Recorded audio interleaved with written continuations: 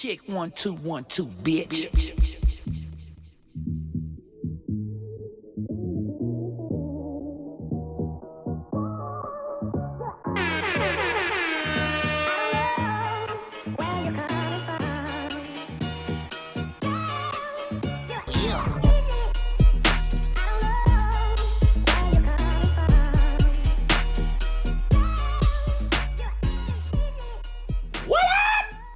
What up, everyone? Martin! What up? What's happening? I like the drums. It's like Aaron Busby! Busby, y'all. How y'all feeling?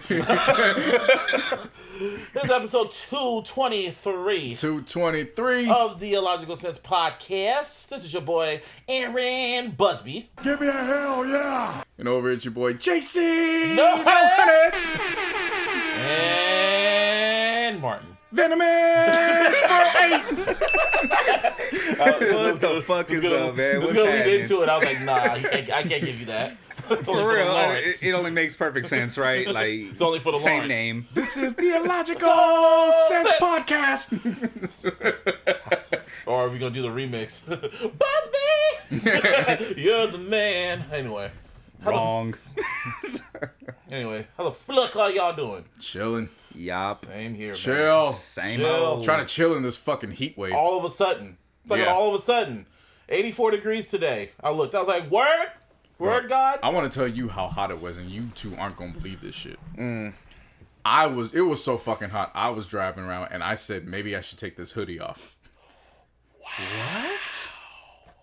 Oh my God! Okay, it's happening. Yeah. Everybody stay But calm. you- What's the wait a procedure? minute, Everyone, no. what's the procedure? I am here. It's been, I am we've here had to heat tell. waves for as long I as am we've done here this to tell podcast. the entire world that Hoodie Cole had reached a limit himself. Wow, that's Where it was wild. fucking You sure it's hot. not the vaccine that did that? I haven't had the you- vaccine in weeks, man. No, the first dose, because you've been to my house and we had heat waves, multiple heat I know. waves in triple digits, Yeah. and you still wore a hoodie. I know. And I would look at you crazy. Look, while I'm man, I sweating. don't know And what you're the- just calm.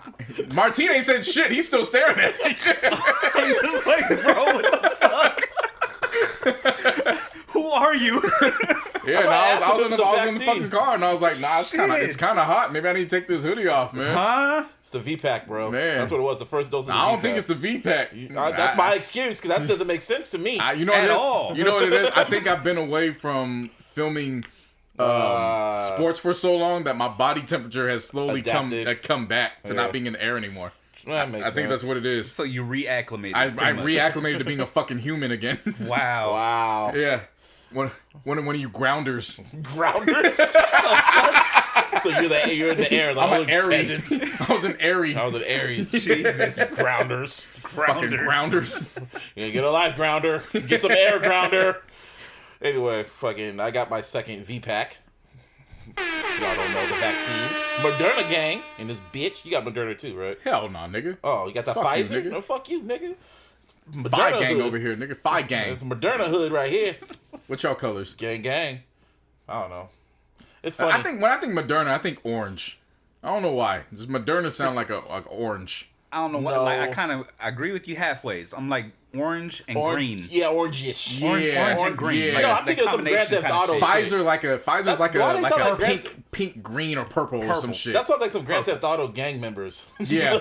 Like, Oh, you gonna go over to Pfizer you going to territory? Pfizer? You know where you at, homie? Moderna It's hood. Moderna, nigga. Moderna. Like Moderna.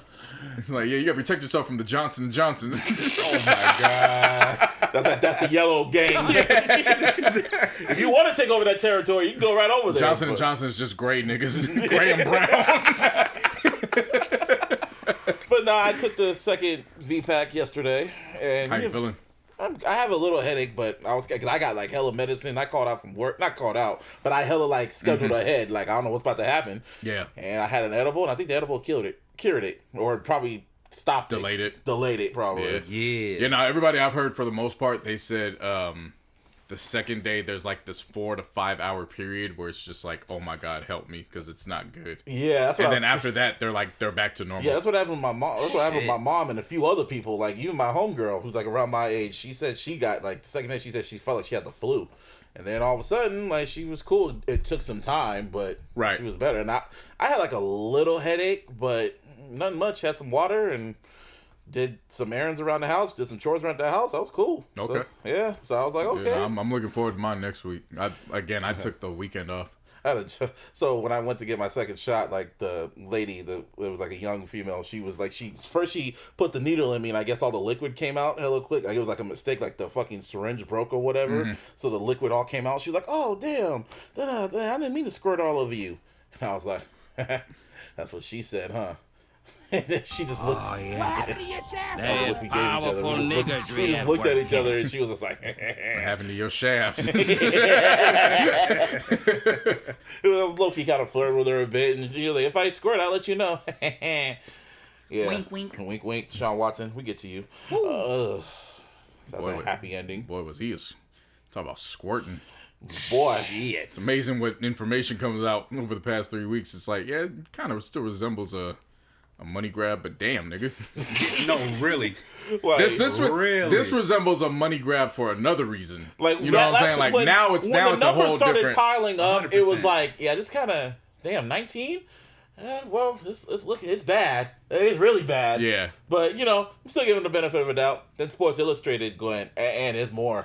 Yeah, we need to read that. You guys talk. We'll start here. You guys talk. I'm good because we need to read that article.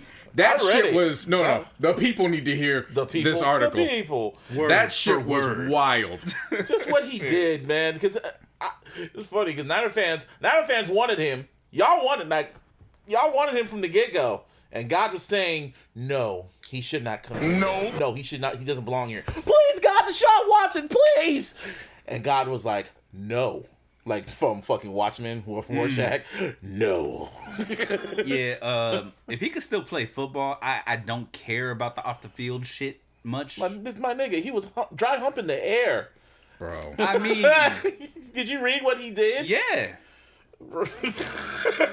I'm just saying. Whatever. Look, man. JC, listen, man. All right? I'm about to just tie all this shit in together right now. All right, just hear me out. Hear me out. Yeah, no. JC is no longer wearing a hoodie. This fucking world is upside down, my dude. After what happened last year, you should have just knew all bets are off, bro. Nah, because JC still had a hoodie on. Okay. That shit done changed, bro. Yeah. Like the world as we knew it, hoodie streets is done. No man. longer exists. I miss my. You know what I'm saying? Yeah. But anyway, yeah, it was just. I knew like the Texans knew about it. They had to have known about this shit. With all these females coming out and how they try to clean up his image. Yeah. they had to have known, man. They of course they knew. Because the lady that went to Sports Illustrated, she's not part of the lawsuit, but I guess she massages a whole bunch of like athletes and shit. So shit probably been happened to her. So now it was I guess it's just his turn. Well, not his turn, I guess. I don't know, man. Nigga's wild, dog. Got the article. Just took it too fucking far, bro. But he's not the only one. All the way fucking. Yeah, that's all I'm saying. Like, he just took that shit way too far. Like, I'm hoping. She hoping she's lying? No. I mean, I don't want to say I'm hoping anybody. Yeah, it's one of those. It's like, well, technically, you. Oh, right. Yeah. If you put it in those words. Mm-hmm. You just hope there's a reasonable explanation, and it's not what that was, but that you're hoping for a lot. Yeah. Like, this nigga was going around terrorizing massage therapists. Like, nigga, what the fuck? Yeah, but... Bruh. I'm about to send it to you right now, bro. Like, I don't mean to try to make jokes about this shit, but, like, can you imagine this nigga just run out, just bang, bang, bang, like, just gyrating in the air and shit, like... What the fuck is wrong with you, my nigga? A whole lot. Yeah. That nigga got problems, bro. That's the best way to describe it. And Niner fans wanted his ass. And it was bad. They said, damn. They immediately started putting pictures up of him shaking hands with Ben Roethlisberger. Oh, yeah. Said he passed him the nasty torch and shit. I was like, come on, man. I got it right here. I saw the fucking, like a Photoshop edit of Roethlisberger being D-Wade. Yeah. That was, bruh. I closed the app right after that. I was like, nah, I'm not doing that right now. Okay, I got. I'm gonna read to the people. Go ahead. While massaging his abdomen, Mary says she noticed different fluids on his stomach. She remembers questioning whether it was really pre-ejaculation, telling herself, "That can't be what I think it is." I know that's not. I know that ain't what I think it is.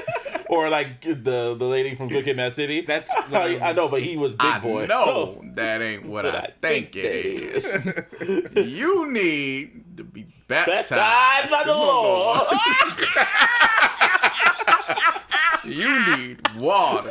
Holy water.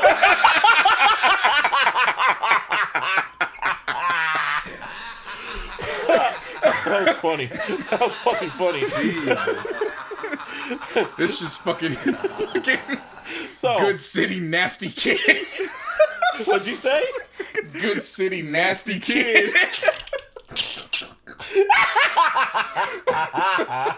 Good kid, nasty kid. Okay, so I'm not even done. That can't be what I think it is. In the final 5 to 10 minutes of the session, Mary says Watson began thrusting his pelvis in the air again, this time much faster. Can you just imagine if masseuses and dicks all got along? Oh my god. I can't make fun of this shit, but at the same Yes, time, the you can. reports is just, it's so fucking nasty. Like, At that dog, point, I what's recognize wrong with you? Then she says, at that point, I recognized it for what it was, Mary says. She says she told him he needed to calm down. Hey, calm your ass down. Hey, put that away. Put that away. You better calm your ass down, boy. This nigga air thrusting shit. Hey, calm down. Air thrusting like a fucking dog. Hey. Real. While she's rubbing it. Also, no. You remember in South Park when Cartman was masturbating the dog? Red Rocket? No, I haven't seen that one. You didn't see that? Nah. That's what she was doing. I'm just Fam. imagining him doing that shit. Like, She's like, hey. Fam. Calm your ass down. I don't know what to say. You nasty motherfucker. Every time I'm in the sheets, it's just...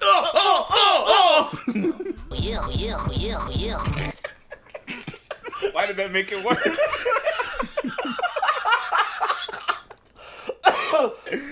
Somebody did this. It was Deshaun. It was Deshaun. Yeah, no, it's looking bad for him, man. It's looking bad. Oh, you should have all the memes with the Tom and Jerry memes. Are you okay? Oh, it's not funny. Yes, Why? it is. It is funny. What the fuck? For women, it's not funny. Yeah, no, for the women, it's definitely not. For the women who encountered the situation, absolutely yeah, it's no, not. it's- But it's- however, yeah. But however, talking about it just, right now, that shit's fucking hilarious. and the bro. fact is, he's done Sorry. it to multiple masseuses. That's the thing. And he went back to her, and he didn't even that's know. just crazy. And he didn't even remember her. He was like, "Oh, I did. Oh, yeah, no, I can't go around." You want to talk about ultimate post-nut clarity when you go back to somebody you don't even remember? Yeah. Like, Post nigga, nut what? clarity, Serious. gentlemen. Post nut clarity is a thing. I tell everyone, man. That's when It's very real. That's when you have to realize if this is worth it.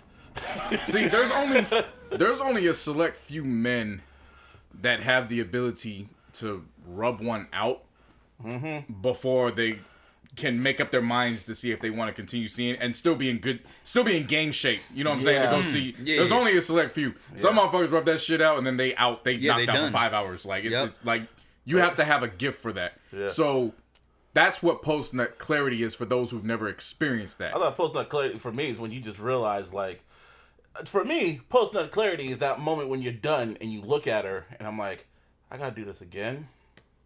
Nah, post nut clarity is post nut clarity is when you can determine if you still want to go That's be what around the woman. That's exactly what it means. For sex. Like you rub one out, yeah, I then know. you want to go see if you want to go. Yeah, it know. makes everything Yeah. clear because then Exactly. you got to really think about if it's work. If It's she's, like if you really want it. Yeah, yeah, You know what yeah, I mean? yeah. Like that's Yeah. how you know if you Yeah. really want it. really- Yeah. Now really post want nut it. clarity is basically a shoot around in basketball. Yeah. yeah, It's the layup line. layup line. Yep. You know what I'm saying? When you driving over, that's when your name gets announced in the start lineup. Yep. You know what I'm saying? And then the When, pregame. when you pull up, that's when you grab it on the rim or you punch it Yeah. real quick. Yeah. As soon as the door opens, it's tip off. It's ready to go. Yep, pretty much. Like that's what Game time, baby. Yeah, that's Game what post time. nut clarity is. But yeah, PNC. PNC. Post nut clarity is a real thing, people. Women too, they get that shit too. That's when they have. Oh yeah. Women can. There's just so many things that I don't even want to say they hide. They're just good at not giving out that type of information, but they go through the same thing. They go through the same shit we do. They're just like us. They just like us, and they be treating niggas just like how we treat women. Like the way the thought process and everything. So when my homegirl, she even told me, like, damn, I'm thinking like a guy. I'm like, yes, you are thinking like a nigga. Good. I was like, duh, that's the shit I do. And you doing it to him? Poor bastard. Them the type of ones that call into to Kevin Samuels and to be upset when they realize, wait, I was completely off thinking like a guy. Like, it's nowhere close to what men think. No, it's not. Serious though. Like, that was one thing that we've talked about it off air, so we know. But it's one thing when you actually see it being done and heard that women want to know how to deal with men, but they don't talk about men. They get their advice from other women. Yeah.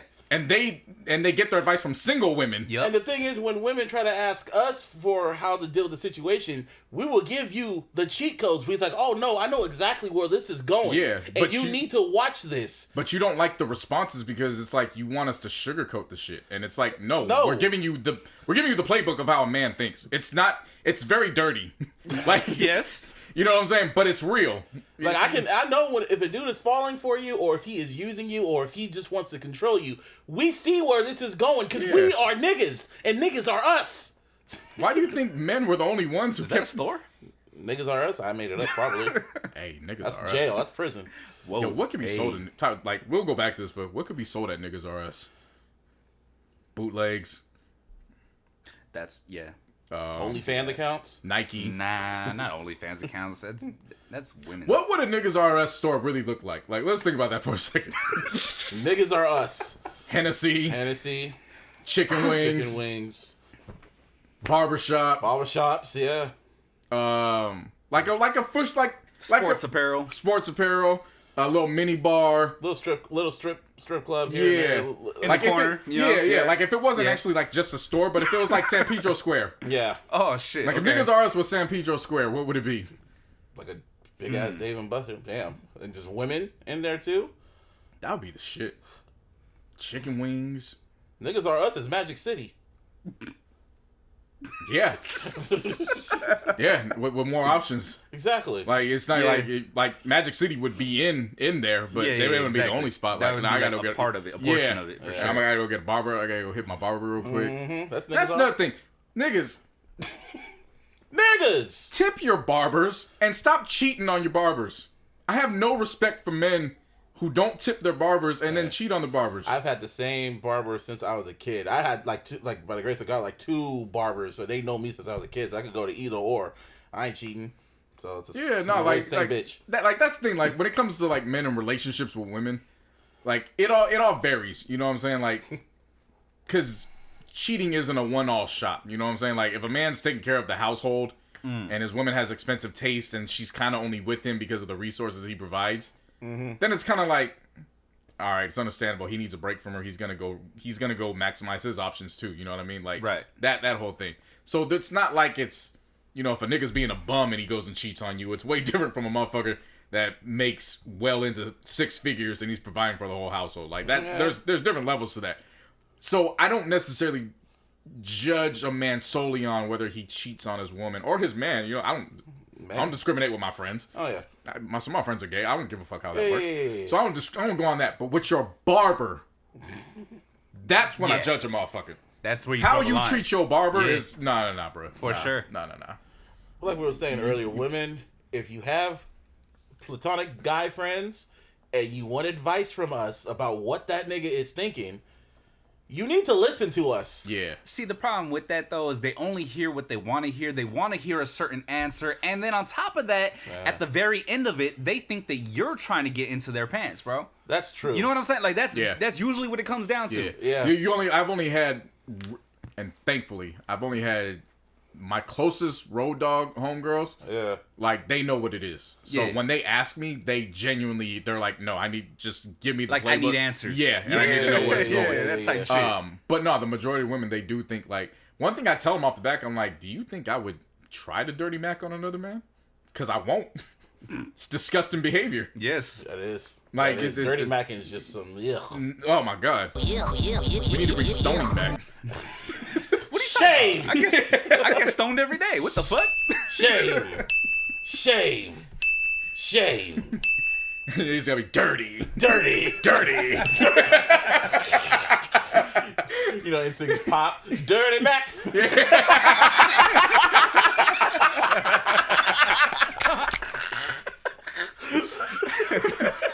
You're on the road today.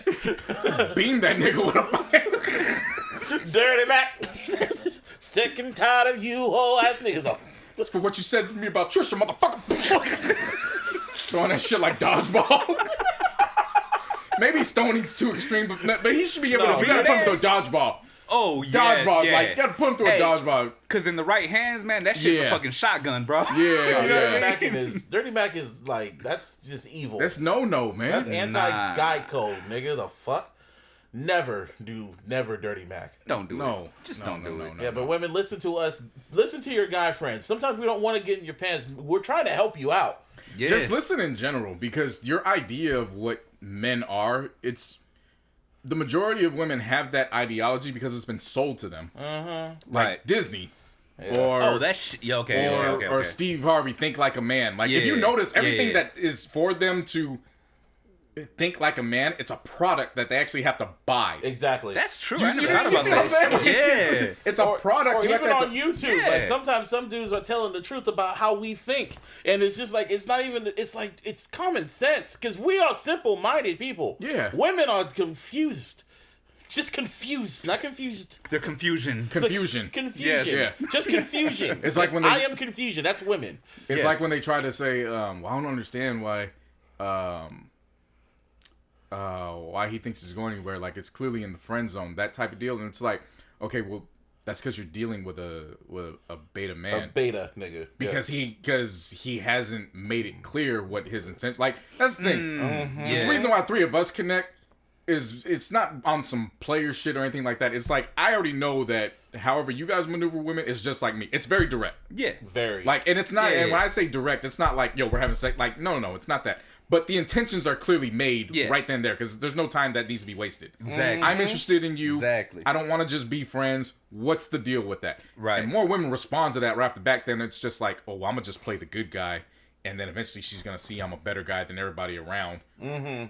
And, okay, cool, you're a good guy. She don't owe you anything for that. Oh, seriously. Damn like, thing. You can't even be. That And don't mean shit. then the niggas that get mad, like, what the fuck? You still didn't give me a chick? I'm a nice guy. Or if they're like dating a chick and they open up to him and all this other shit, and then they get mad that they treat him like a nigga. And I'm like, dude, no one told you to open up. Right. No one told you to do all that. Yeah. No one told you to say you love her and shit. Nobody told you that. You did that. Nigga talking about, oh, I love you. Like, nigga, it's been 4 36 hours. Nigga, it's been like 2 months, and you telling you love her? The fuck, bro? No, don't do that. All right, you gonna do it? Nah, man, she's different. She's different. Yeah. Okay. Okay, bro. Yeah, she different, all right. She definitely different. You got a different nigga for every day of the week. That's a shame. shit. I'm just saying, like, that, like, women just need to be more accepting to the fact that you don't know men the way you think you do. Mm-hmm. And that's okay. It's not like we're here proclaiming that we know women better than women do. We don't. Nope. No. That's impossible. But when you aren't oblivious to signs that you, whether they're green flags or red flags, as long as you're paying attention to the signs, then... Listen to your homeboys, too. Yeah. If your homeboys say we have a funny feeling about that nigga, you should listen to us. Yeah. Because they be out there in sheep's clothing. Yeah. And we could sense it. Because we niggas. Right. Like that, what was his name? Who's that nigga's name last week we talked about? Jackson? Derek Jackson. Derek Jackson. Dirty Jackson. That nigga. That is a sheep in wolf's clothing. Yeah. We warned you. Wolf in sheep's clothing. Wolf, yeah, sheep. Yeah. Wolf, Yeah. Same shit. The other way around. Wolf in sheep's clothing. Like, that's the type of nigga we warn you about. That's a dirty macker. That shit is the definition. That's the worst kind of motherfucker. Yeah. Worst kind. Like, And it was documented. yeah. And we went off air, but we found out afterwards this motherfucker was doing the videos in the women's driveways. Oh, that shit. Yeah. Yeah. That's new love. This nigga smelling like raw pussy giving y'all advice on some shit that he wasn't And even you know listening he went to. raw. You know he did. Yeah, nah, yeah.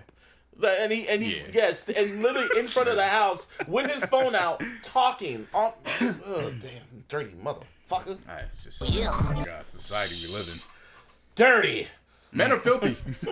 Men are filthy, but there's a difference. Either you're naturally filthy or you're going against the grain filthy, and I don't do against the grain filthy. Against the grain, or the niggas are secretly filthy. They try to, like you said, they try to pretend they're a nice guy and all this other shit. They're trying to pretend they're somebody they're not. Right. And when women are trying to describe him, like, he's a nice guy, he does this, he's so sweet. I'm like, I know what he's doing. Yeah, he's trying to nice guy you. Yeah, like do you want to hear this? Because right, it's not going to be how you want it to. Right. No, it's like, no, it's just, no, I think it's different. Okay. Or when you ask them, I just met this cool guy, you know, he's cool with being friends. You know, he just wants to fuck. Like, nah, bro, hold up. And I've been waiting, baby. That's some shit that I learned in high school. For sure middle school, but high school, you learn the difference in that. Nah. Anytime somebody is just trying to be your friend, and let me make this clear. There's a difference between having a genuine friendship with the opposite sex. Like, genuinely. Like, you know what I'm saying? Like, if y'all are legit, like, kicking it, smoking, like dapping or whatever, like, that's what I consider a friend. Like, if we had, like, a long-term friendship for, like, years and shit. Well, not even that. Like, even if we just met, like, each one of us like has a new friendship. Yeah, each one of us has legitimately 2 or 3 women that we are, like, those are the road dogs. Like, sex don't even come to mind. Like, those are our G's. Right. Yeah. There's a difference between that and trying to play the good guy and being overly friendly and telling her everything that she wants to hear and giving her this false impression of what men are, because you're trying to get in her head. Okay. You're trying to get in her head to weed out everybody else. Yeah. And like, I'm the perfect guy for you, and this is why. That's a dirty macker right there. Yeah. But if that's the ultimate, bro. Yeah. like, that's some Drake shit. But that's some Drake shit. But Drake looks like a dirty macker. I don't know why I said that. I don't know why. Anyway, like I said, this guy has full-on conversations with himself before he gets to the conversation with us, bro. I know. I just talked to myself like, damn, I should have said that. Oh, fuck, I should have said that. Damn, why am I talking? Sir, this is a Wendy's. Sir, this is a Wendy's. Oh, shit, man. Yeah, well, how did we get here? Yeah, fucking Deshaun Watson, you nasty motherfucker. Yeah. Don't come to Santa Clara. Anyways, staying on the Niners. Yeah, I told you John Lynch was working. Right, Martine? Yeah, no, you did. I said you did. You said that the there's rumors that they see something in the quarterback position. Yep. True. Oh man, gunshots. Oh my God! Okay, it's happening. Everybody stay calm. What's the procedure, everyone? What's the procedure? Stay calm. Yeah, John Lynch pulled. Man, that worked. I don't know what kind of chess move he made, but he traded with the Dolphins. How many draft picks? He traded away the number 12 pick for this year. Damn. That's cool. First round next year. Yeah. And is it a second round next year? Or is it another first round the following year? Yeah, that. Okay. Another first round the following year. Got it. Yes, there's multiple picks involved in addition. I think there's one second rounder somewhere too. I'm pretty sure there is. I don't remember what the fuck it is though, to be honest with you. But they want to stay with, what's his name, Tua? The quarterback? Yeah. They want to stay with Tua. They're sold on Tua. And rightfully so. Yeah. He got in mid-season. You know, that's not enough time to develop. Quarterbacks need 3 or 4 years to fully develop, not even to develop, for you to make a decision if you're going to allow them to develop into the next contract. True. Yes. You know what I'm saying? Because quarterbacks develop every year. Yeah. Even the most elite Hall of Fame quarterbacks, they add, even when you think there's nothing left to add to their bag, they add something. Yeah. So people are developing every single year. Mm-hmm. But in that instance, it's about, okay, are we going to allow him to develop, and while doing that, reward him with the franchise contract? Yeah. For those who don't follow sports, there's your rookie deal, and then there's your I'm him deal. Uh-huh. Yes. You know, there's a I'm him deal. That's the Patrick Mahomes deal. Yeah, I wouldn't even say that. That's the security contract. Yeah. That's I'm set for the rest of my life contract. Yeah, I was gonna say that Patrick Mahomes shit. That's a once in a lifetime Yeah, I type have to be contract. specific. Yeah. Not the $500 million man. Yeah. There's Patrick Mahomes and the $500 million man. That's not gonna happen every fucking year, bro. I promise you that. But the I'm him contract where it's I am of significance. I'm a significant factor in this league, and I get paid like I'm a significant factor in this league. So the Dolphins are just gonna stay with Tua. So they said, you know For what, now. Niners, you can have that third pick. I don't mean to cut you off, because I don't want to keep on the Dolphins for too long. But the Dolphins wheeling and dealing. Really? They did the deal with us, then they did the deal with the Eagles. They got the Eagles 6th pick. And where they positioned? They traded away one of their original picks, which I think was 18. So they traded the Eagles 18 to get to the number 6. They're probably getting linemen. So the Dolphins wheeling it. I like what the Dolphins are doing. They're either getting linemen or wide receivers. Probably both. Yeah. Honestly, like Linemen, why the fuck not? linemen and ball catchers and ball handlers. Yeah. Running backs maybe. Yeah, I like what they're doing Possibility. in Miami from the outside looking in. Yeah. You know what I'm saying? They're being aggressive. Right. You know what I mean? They're going after what they know that they need now. Yeah. You know what I mean? They need to build around them. Yeah, Right. build around Tua. They got their quarterback. You know what I Yeah. mean? Now they don't know. They probably don't know if it's gonna be like a for sure. You know, what you call it, like his whole career type shit. That's the gamble they're willing to take. But you got something in place already. Yeah. So why the fuck not? Let's just start building. So John Lynch just said, "I want war." So Give me what I want. yeah, we got the third pick. The 49ers. John Lynch, round of applause. Yeah. I told everyone to trust in you, and he's trusting the process. We got the third pick, meaning we're in the quarterback race now. Yeah. Meaning we got some options. Meaning Garoppolo, tick, tick, tick. And I like you, Garoppolo. It's gonna be a black quarterback too. Yeah. Or white, if you get Mac Jones. That's the one that's scaring all the Niner fans. I was just about to say, I was like, no, Trevor Lawrence is gonna be number one. Oh, Yeah. him. Yeah, I saw the fucking... I say him like the Beehive talked about Jay-Z. Him over there. Yeah. Him At Pro Day. Yeah. They showed him at Pro Day. I saw that clip when he overshot the receiver when he had Super Bowl flashbacks. I was like, Seriously, dude. Shanahan just looked at it like, nope. Yeah. in the mask too. No. I seen enough. But honestly, we could get Justin Fields or who's the other one? Trey Lance. What about Zach Wilson? They said like Zach Wilson might be a pick too. Zach Wilson, all right. This is my breakdown on him, right? Honestly, he doesn't look like he's that bad when he's, during his pro day shit, he looked really fucking amazing. Yeah. On the field, he looks pretty good. I'm just not a fan. I'll be completely honest. I don't know. I can't break it down like You just objectively. have I look that- at him and I'm just like, no, I don't want You you on just my have team. that feeling like you see a fuck nigga. Like, Yeah. Honestly, yeah. Same shit. It's like, I look at you and I'm like, nah, bro, you ain't it. Yeah. That's what I hear a lot of people say about him. But Justin Fields, on the other hand, Oh, that's a boy. That's Let me tell you just something about it. Justin Fields, man. Yeah, talk about him. I did not watch all college football, but when I did see college football, I like Justin Fields. Justin Fields is a boy. yeah. Boy. Like, legitimately. If they say with the third pick, the 49ers select Justin Fields, oh, I'm drinking. Yeah. And I don't drink. Yeah, I But I'm haven't drinking. drank in years, bro. Yeah. You know what I mean? Real shit. Or there's this other guy named Trey Lance. Trey Lance. Trey Lance, Yeah. and it was random. It was crazy how we get this third pick. And just months ago, I saw this YouTube video from this dude who breaks down football, and he said, "Y'all need to watch out for Trey Lance. He's the what's it called? He's from South Dakota, No, North Dakota State. North Yeah. Dakota State. He Yeah. only played a few games, but y'all, he's a gem. He's like a underrated pick, Like a diamond in the rough diamond type in the shit. rough type Yeah. shit. Like he said flat out, he described him as a combination of Carson Wentz and Patrick Mahomes. That's what he called him. That's high praise, man. That's what I said, and I was like, huh. See, what and it stuck out to me. So I always remember that. I was like, if he was in the Niners, that would be interesting. And now this shit happens. Right. And I'm like, See, with Justin Fields, I would, and there's nothing wrong with. I'll take Trey too. Yeah. Justin Fields just obviously has more experience. Yeah, in terms definitely. of film. Yeah. But what I would say is, if they went the Trey route, I'll be cool with that. I'm not saying anything wrong.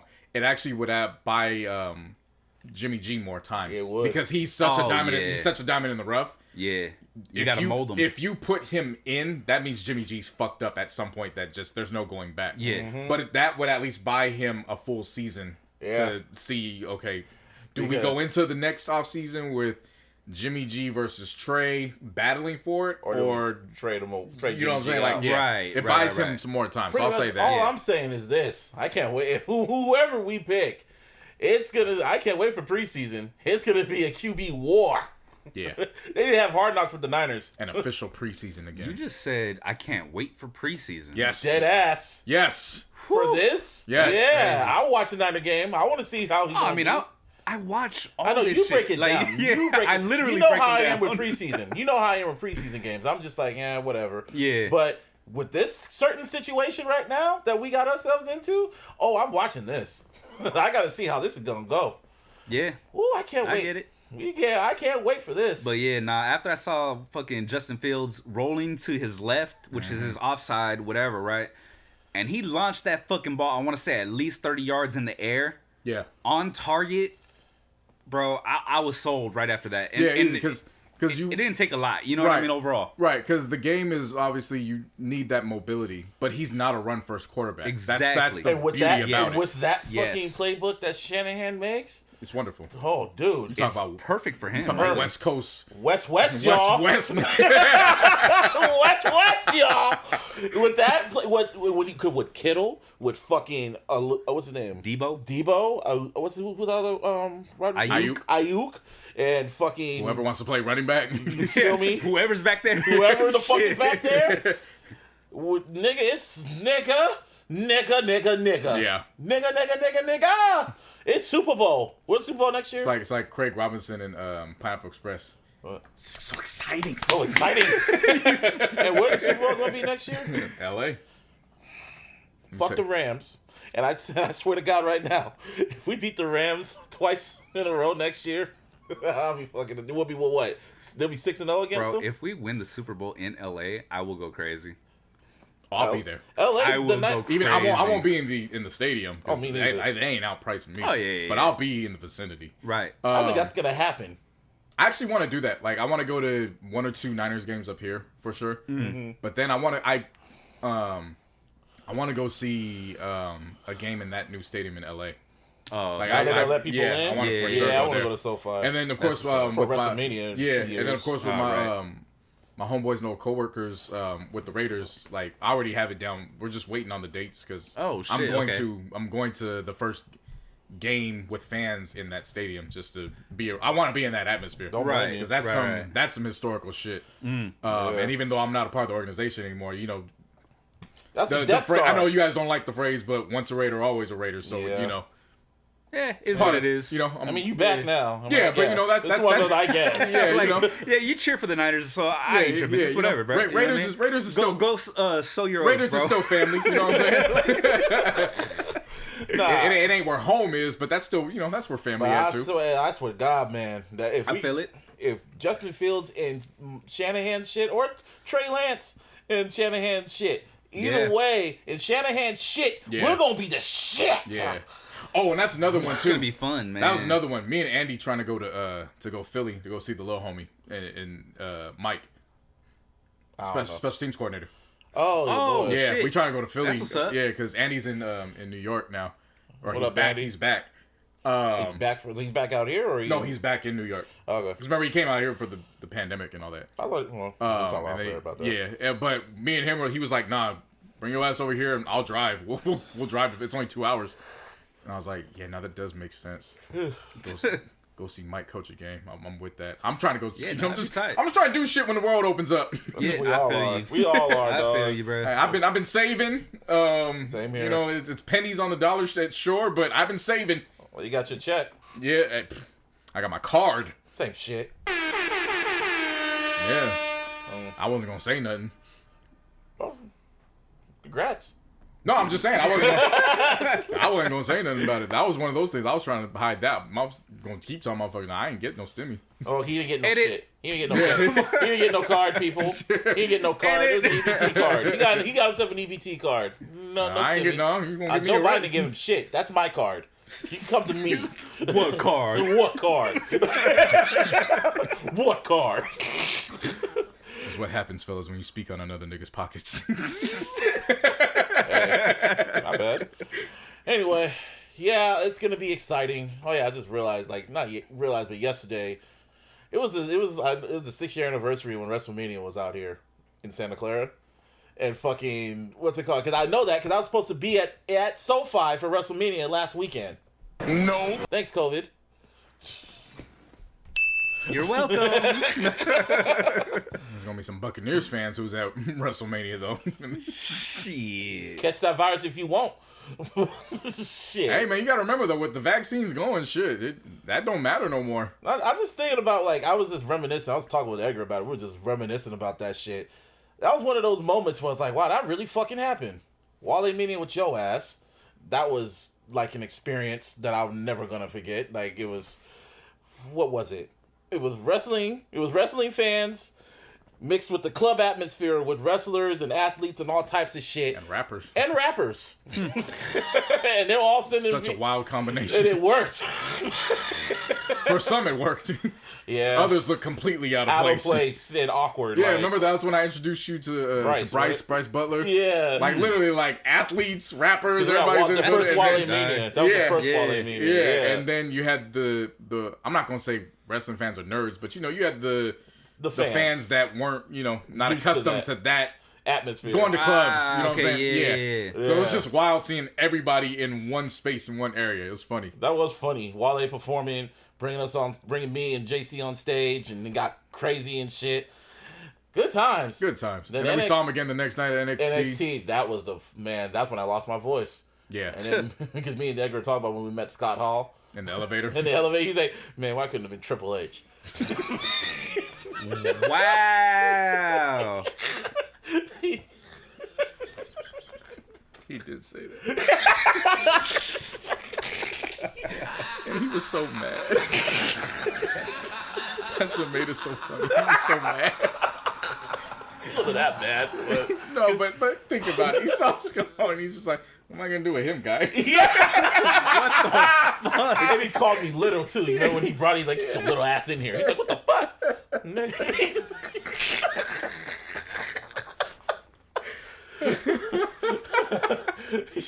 That did happen, Marty. That's why it's so funny. Wait, it wasn't like he was pissed, but he should have been Triple H. Yeah, he wasn't. He was really like. No, he wasn't that mad. What? Yeah, no, but he don't care about. He don't care about Scott. But he like made that. it perfectly clear after when he left. Yeah. Still, I know. That's what I was trying to tell him. It's not every day we chill with a fucking Hall of Famer. So it's like this is Razor Ramon, bro. That's what I'm saying. Like, hey, Chico, you know. What I mean? Now the funny part of it was I'm not gonna say I agreed with him, but Triple H for me is definitely. I grew up a Triple H fan. Yeah. Okay. So you know what I'm saying. So I definitely would have taken the pics, but he took it to a whole other level. Like, I'm gonna do with him, guy. See that?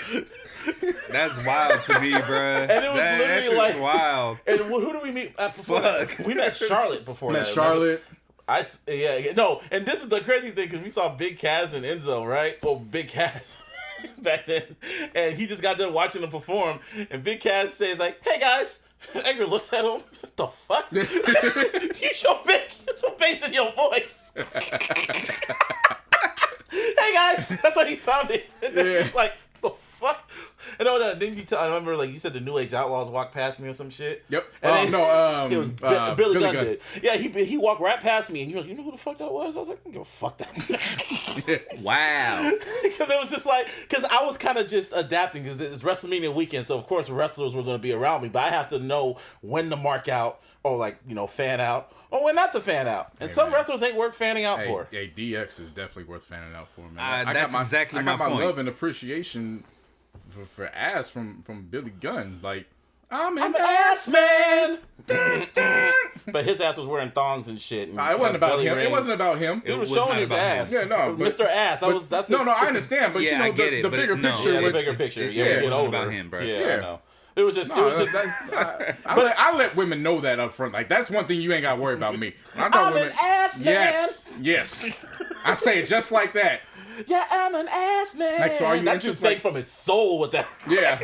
Or the Big Show. Damn right. Well. Yeah, he said it was so. That was. Well, it's the Big Show.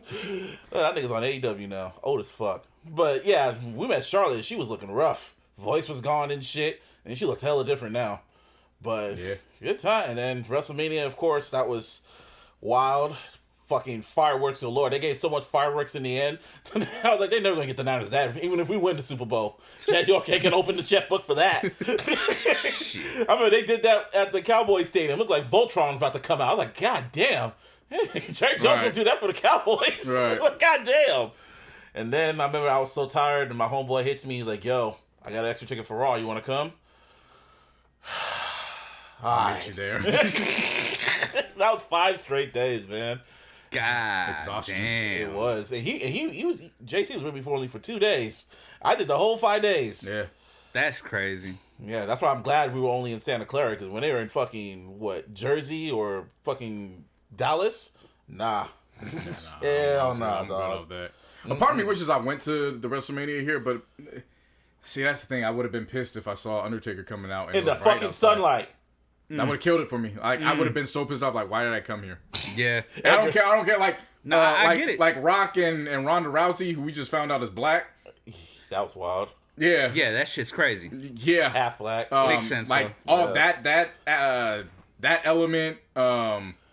DX and then WO for some fucking reason. That shit, nigga. I remember everyone was cheering and I was the only one in there. I was like, what the fuck? This makes no sense. Yeah. This makes... And then I saw Hogan, Scott. I was like, yeah, that's cool. Yeah, Shawn Michaels. Yeah, that does not make sense. Why are we cheering? Yeah, like all those elements I was cool with. Mm-hmm. But The Undertaker, like, it would have ruined it for me. I wouldn't have been happy.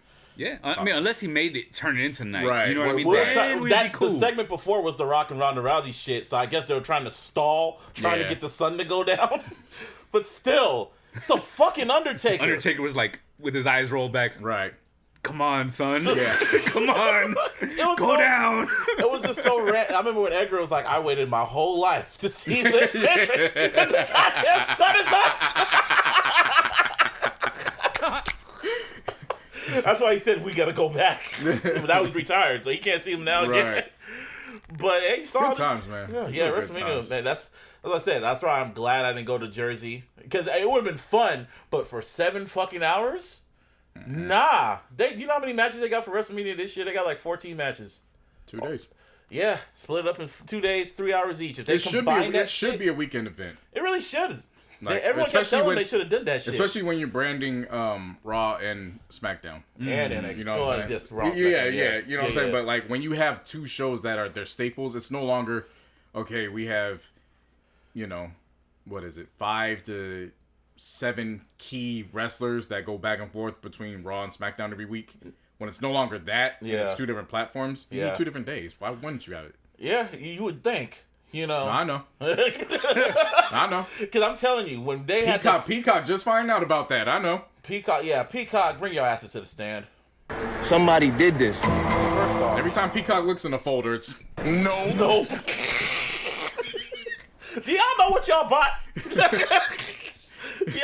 Okay, pretty much what I'm alluding to, people, is that Peacock is now going to be the home of the WWE Network. It now is, because next week is the last week with the WWE Network, just the regular app and shit, because in America, that shit's going to be gone. Right. And I love that platform. Everything was so easy, accessible. Everything's cool. I look on Peacock, I was just like, like, what the fuck? The layout, everything, because they're still doing the whole transition period. But anyway, the reason why I'm bringing this up is that they're going through all the content before they transition it over to the app. And they are censoring certain scenes throughout wrestling history, like Roddy Piper in half blackface, which I kind of understand. No, I get that. I mean, yeah. Fucking Vince McMahon calling John Cena a nigga. Definitely understand that. Okay. Keep it up, my nigga. Although I just wish Twitter was around for that. Oh, he was lucky. Because, oh boy, if Vince was around when social media was around when he said, keep it up, my nigga, and walked right past Booker T, oh boy, Twitter, oh boy, he would have issued an apology. He would have gotten canceled. It would have been. But before all that takes place, just Black Twitter getting a hold of that and having fun with it for the night. That's just what I wish. There would have been think pieces. See, I don't give a damn about. I don't give a damn about think pieces and apologies. Yeah. I just the jokes that would have flew. Yeah. On Black Twitter that night. Yeah, but I'm saying I think a lot of them would have had to do with Booker T not retaliating and shit. You know what The I mean? look on Like, his face, he walked right at Booker T's like, tell me he didn't just say that. Yeah. I was like, wow. And you got all right. Yeah, but that shit's gone. DX mocking the Nation of Domination. That got deleted. Had to. I mean, because X-Pac was in blackface, looking like Mark Henry, and he went on record by saying, yeah, there's a reason why I don't like talking about that shit, because it's fucking racist, and I don't want to hear that shit. So, yeah, I regret that. And stand-up guy. But they're going through all the content, and I'm going like, that's going to be... You guys know what you got? Yeah, exactly. This is the same network that airs Law and Order. And fucking... Somebody did this. Same network that shows Baby Rock in like damn near dead naked and shit like that. My homeboy told me this is the same NBC that allowed Jimmy Fallon to fucking be in blackface and fucking pretend he's Chris Rock. So, Yeah. I mean, seriously. Y'all know what you bought, so that means a whole lot of ECW is going to be not showing up on that shit. So, the Attitude Era is just going to be from 98, and then all Raw's episodes going to be like 2 minutes long. Shit. Attitude Era is basically, I don't dance, son. And then it's going to That's go, it. That's going to go immediately to when Stephanie was pregnant. Yeah. She's going to skip over a lot of shit in between. Because they got away with a lot of shit. When I went back and rewatched, I'm like, damn, they got away with a lot of shit back then. God damn. I mean, just think of The Godfather. Shit. They had a whole hoe train. Literally. Come on, he had Ice-T do his theme song called Pippin' 80s. Yeah. Think it said light it up, smoke it up. Pippin' 80s had his hoes come out with. One of the best aspects, though, was the enthusiasm that King had every time he came out. You stupid. No, because it was always like, say it when Pippin ain't easy, and King would just yell at the top of his line, Pippin ain't easy!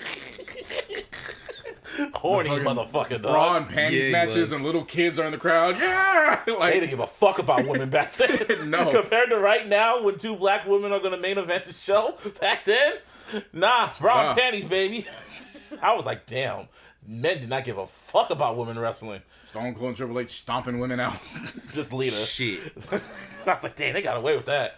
Put a steel chair, was lynching her on air. God damn. Vince McMahon telling Trish Stratus to get on her hands and knees on her bra and panties and bark like a dog. Yeah, no, that one definitely came up during the Deshaun Watson. Oh my god. You want to take off my pants? I'm gonna take off my pants. Dog.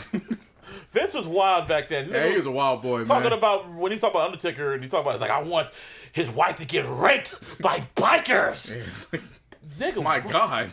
This is the same one who had Shawn Michaels being a tag match against God. Nigga said, you and God could go straight to hell. What? Sorry, God. That's what he said. Yeah, it was a Did lot, you just apologize to God for quoting Vince McMahon? Yeah. Okay. It was a lot. You're doing too much, bro. Too much, You do a lot, man. But yeah, WrestleMania weekend out in Santa Clara. When it was out here in San Jose, that was a great time period. But it's going to be at fucking SoFi. It was supposed to be at SoFi, but COVID. So we got to wait 2 years because they're going to be back in Dallas next year. Yeah, Vince ain't stepping over Texas for no California. Yeah, he going to wait. Yeah, because I think the reason why they did it because those were the only two states that are going to like allow a lot of fans in there. So it makes sense. It didn't even matter. He wasn't going to pick no California over Texas. He wasn't going to, okay, we're going to go there next year and then we're going to go to Texas. No, he was like, no. We'll follow the route. We follow the route. Follow the route. Follow the route.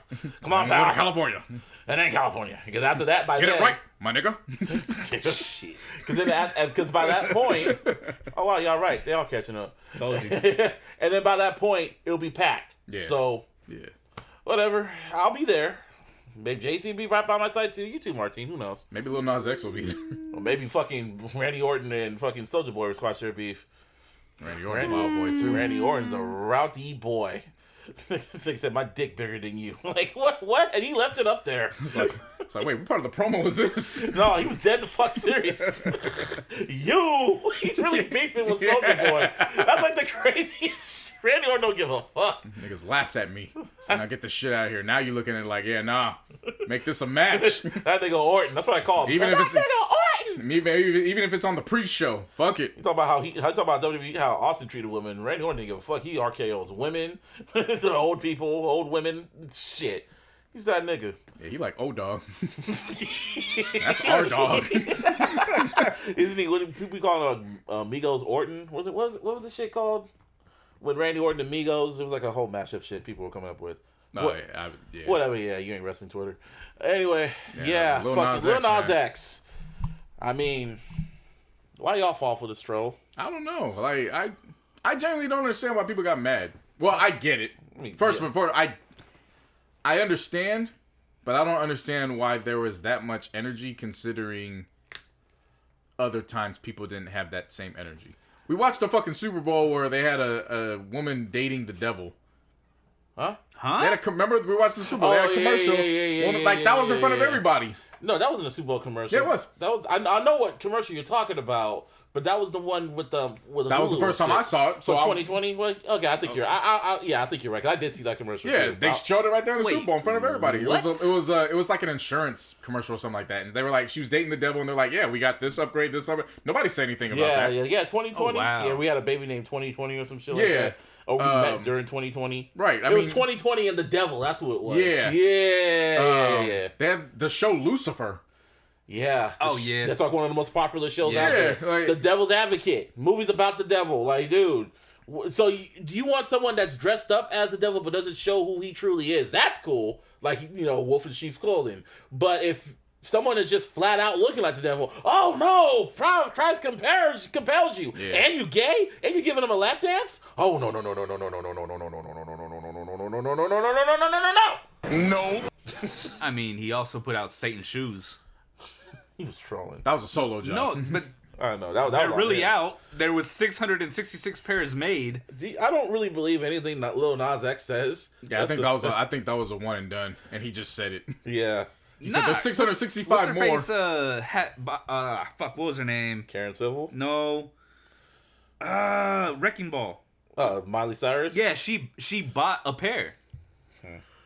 Maybe they have to buy him through his website. Yeah, probably. Oh, yeah, nah, I wouldn't doubt that. Yeah. Because Nike got ahead of that Nike shit. said, They was like, They tried to cease and desist that shit, but it didn't we work. didn't want nothing to do. Because like I said, work, though. like if nobody had an outrage about it, they would be like, oh, cool. But since there was a quote unquote huge outrage, like conservative people getting on him, rappers getting on him, like it was like, bro, like this moves you? I watched the video. I didn't. I watched it because I was just okay. What is so bad about it? I was more curious, and I looked at it, and I was like, first off, the song isn't really that good. Second of all, he's giving Satan a lap dance, and I'm like, well, he is gay.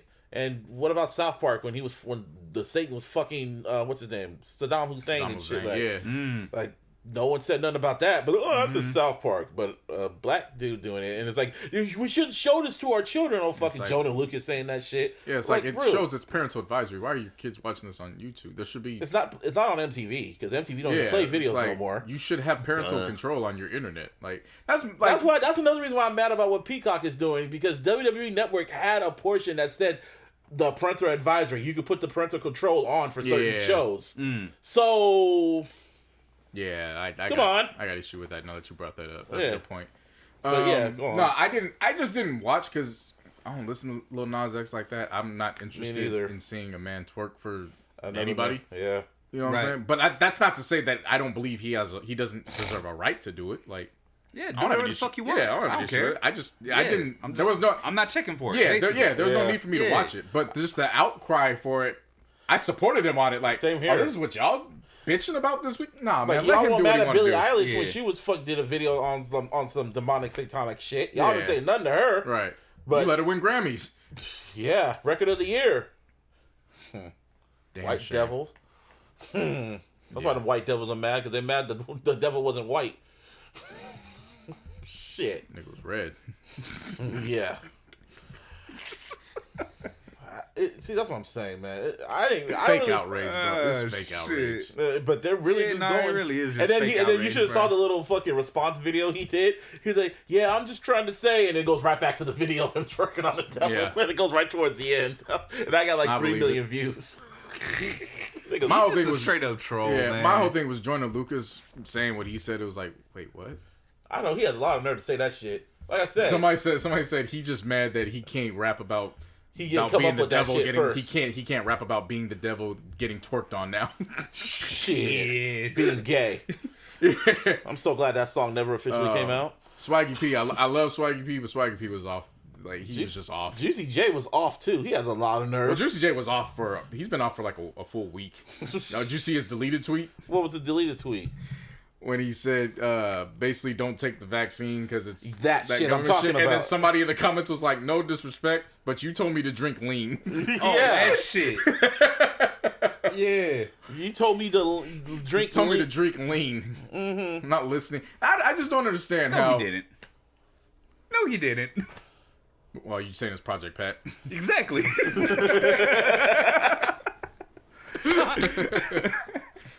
I'm saying, man, I got nothing to say about Lil Nas X. Keep trolling. I hope your song goes #1. Yeah, keep trolling, Black King. Seriously, it got over. Last time I checked, that video got 35 million views.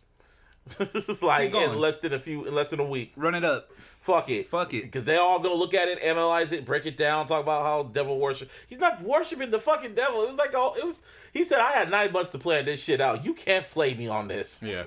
That shit's hilarious. Anyway, Drake watch, because I'm petty. Oh shit. So yeah, I'm looking at where What's Next is at. Last week it was at number 4. And now it dropped down to number 8. And rumor has it that it's gonna pretty much drop off the charts next week. I mean, you got a month of a 3-pack. Don't move the goalpost this time. Why is it moving the goalpost? Because the last time Scary Hours came out, you know, the first one. We also said we don't understand what's gonna stay on Billboard either. We all admitted that. We have no idea what stays on Billboard. But this is Arbery. Like, he's a whole different animal. I mean, I get that, but again, we don't Laugh know Not what's Cry gonna Later stay. stayed on the charts longer than that. Yeah, but you two even admitted, like, we didn't understand how God's Plan stayed on the charts that long. To this day, you know what I'm saying? Like, so it's not like I mean, I still don't. Yeah, no, it's not like there's a science to it. I mean, but I'm saying Tootsie Slide stayed on the charts a lot longer than those 3 records. And that's when I looked at that. When I'm looking at that, I was like, and people, it's not the official second single, and I'm like, yeah, it was. That was the second single, and that shit just flipped off the charts like that quietly in less than 3 weeks. Like, there was a video. How is it not official? Like, that kind of. Well, I'll say this. I don't get it. Who's dude from Atlantic Records? Kaiser, whoever Joe Budden calls.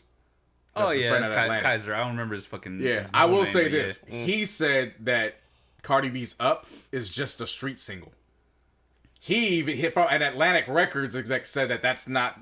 It's gonna be an album, but it's not that kind of record. Yeah, they made a whole. So, that I believe. So I believe you know that. what I'm saying. So yeah. from that aspect, it's like, no, I agree. I get that. That's all that was too. It was a buzz single. It wasn't. He's trying to test the waters.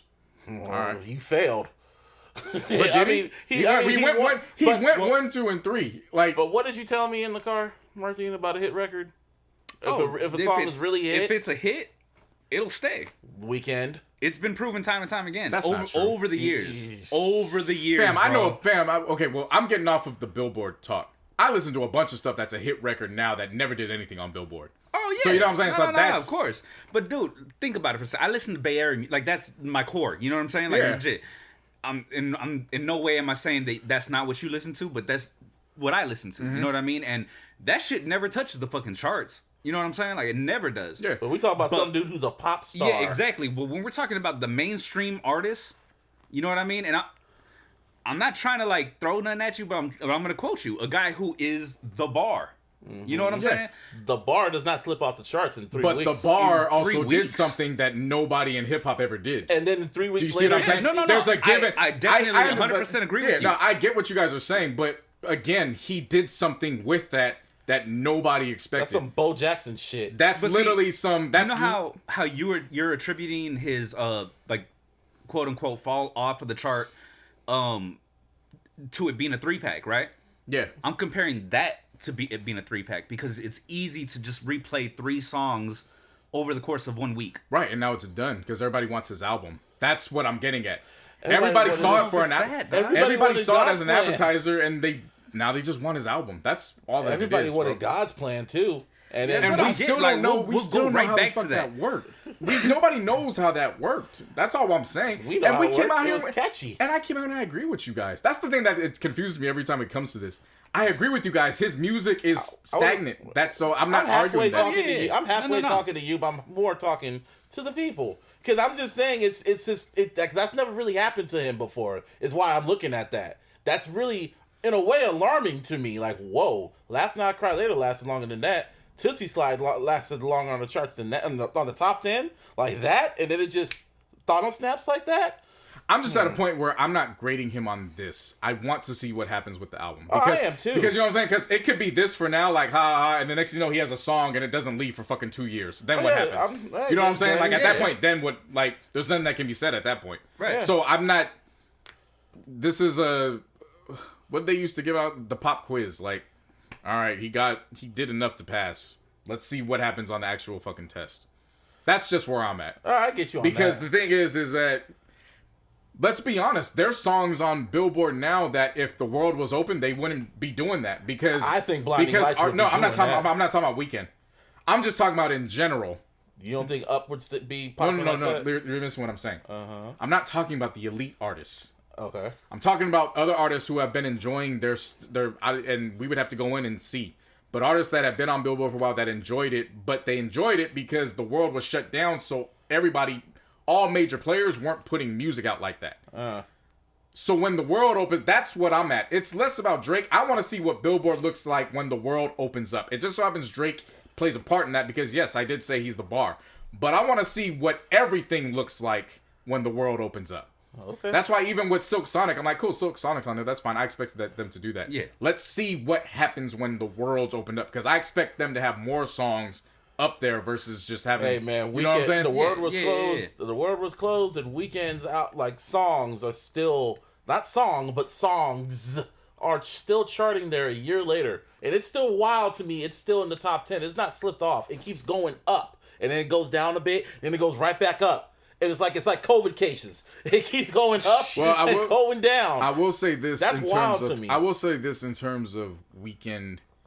That's superstar shit. That's levels. This is not to diminish Weeknd at all. This is high praise, but it's also to help. You guys got to remember, I'm a person of context. You also got to remember that Drake is still categorized as a rap artist, and there's still households that look at rap a certain way. Now Weeknd, albeit all the cocaine. That's still a reflection of the 80s pop acts that were high off cocaine that were making those pop records. You see what I'm saying? So it's not something that strays too far from what people are used to. Drake, while he is a pop star, he's still categorized as a rapper. And although rap is the #1 genre in the country, there's still a demographic of people who turn that rap shit off. You know what I'm saying? So it would make sense why, from that aspect, just off of not even talent, not anything else, just the categories, we can all agree that if you even take Weeknd and Drake out of the situation, pop is still viewed different from rap. Oh, very in much terms so. of its acceptance. You know what I mean? Like that's not in dispute. I won't say that, man, because rap is the new pop now. Well, I would say this. You gotta be specific on what type of rap we talking about now. I would.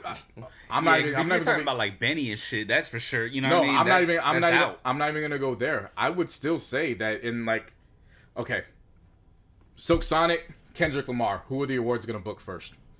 Both of them. No. I was about to say you gotta be specific. Both of them. Both. No, that's what I'm talking about. Because Kendrick has showed you gotta use another rapper. Don't use Kendrick. No. I'm giving you Kendrick or Silk Sonic. If they're one or the or. If they're labeled as Silk Sonic, then I'll go with Kendrick. If it's labeled as It's Bruno not with, Mars, it's not with, that's it's not what with, I'm saying. it's not with you. It's not with you. It's what. No, that's what I'm saying. Hear me, but this is why I asked because that. Kendrick has an established name already. You know, I'm not even talking about myself. Taking myself out of the equation. Right, but when they Silk Sonic is relatively new. But when by that name. But when they introduced Silk Sonic and how they've been introducing that's it, what I'm about to say. Bruno Mars and Anderson .Paak as Silk Sonic. Yeah, if they do it that way, that's still going to be a factor. Then it's Bruno Mars. Why is that? Because it's Bruno Mars. It's Bruno Mars. But why is that? It's Bruno Mars. Why is Bruno Mars able to be Bruno Mars? Because he's a pop act. And He's an international pop star. He's international. That's what I'm saying. Kendrick Lamar is a heralded and highly regarded rapper. Mm-hmm. But in comparison with a traditional pop they're gonna star, put them. It's not. That's what I'm saying. Drake is a pop star. Weeknd in people's eyes is the traditional pop star.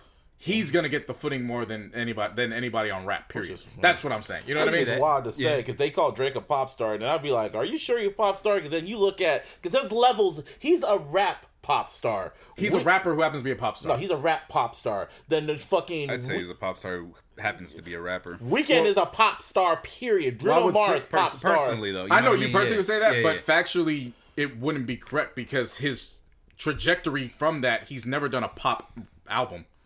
It's all been like it's been based in rap and hip hop. Mm-hmm. So you can feel how you feel about him as personal. I'm saying as personal preference. Personally, if I'm looking at rap, I'm not looking at Drake. You know what I mean? Right. Right. That's how you. That's how you wouldn't look at it. But as it plays out, that's what it would be. He is a rapper who happened to transition and transcend into pop. You know what I mean? That's how that goes. Yeah, it makes sense. That's what I'm saying. Like I get the petty. I'm not here to dismiss the petty. Mm-hmm. I'm just on record of saying, okay, cool, he dropped the 3-pack. I want to grade the album and see what the album does, just like I want to grade everybody else's albums when the world. I just want to grade everything when the world's open. I get you. You know what I'm saying? Because anticipation for Tootsie Slide, I want to say about anticipation. The success of Tootsie Slide was. Let's accredit that again in context. That goes back to TikTok. Why was TikTok buzzing so much? Because everybody was inside, and that's all the activity we had to do. Yeah, I'm sure if the world was open, Tootsie Slide wouldn't have been on Billboard like that. Yeah, I think it would have. I think it probably would have been bigger. Not like that. It would have been bigger. It would. I think it would have been bigger. Doing the dance in the clubs. I'll say this. Yeah. Just like in My Feelings, they would have did that shit in the club.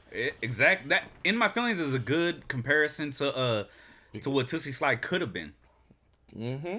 Cause think about it, they were doing that shit. The what do you call it? In My Feelings shit. They were doing that everywhere, bro. Okay, like not just in the club, not just in the streets. It was on the beach. Tootsie Slide would have been. It was everywhere. It would have been low key bigger. They would have did the shit in the stores, in the clubs, everywhere. Okay. Especially the Michael Jackson shit. I want to say that it would have been bigger than what you call it, In My Feelings, but it would have been like on that same type level. But so now that we've established that, I'll rock with that. I agree with that. Yeah. Mm-hmm. So now that we've established that, now put it in context and compared to what's next. It makes sense why that was on Billboard longer.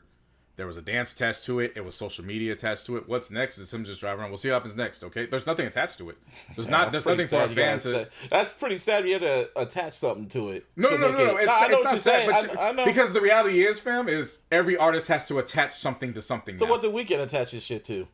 I keep going back to him because he's the bar to me. He lasted a whole year on the charts. Blinding Lights literally stayed in the top 5 for a whole fucking year. So what's he attached to? Coke? Cocaine. Well, he had those vignette story videos. Just the videos? No. I'm not saying it was just the videos. The music was great. What I'm saying was that the videos added different elements to it in doing your coke while you were locked inside. You know what I'm saying? Like again, we got that shit added a different element while you're doing the coke indoors. Yeah. I'm just saying.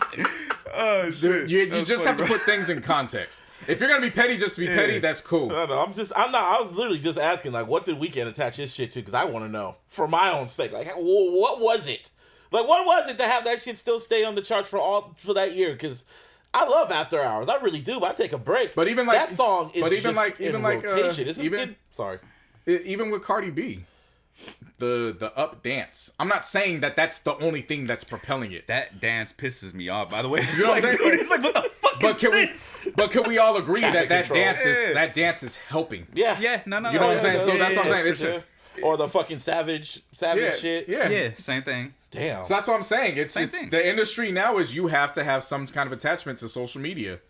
That's real. That's not. So I guess Taylor Swift don't need that. Weekend. That's what I'm saying. That's the difference in how white people view you as an act.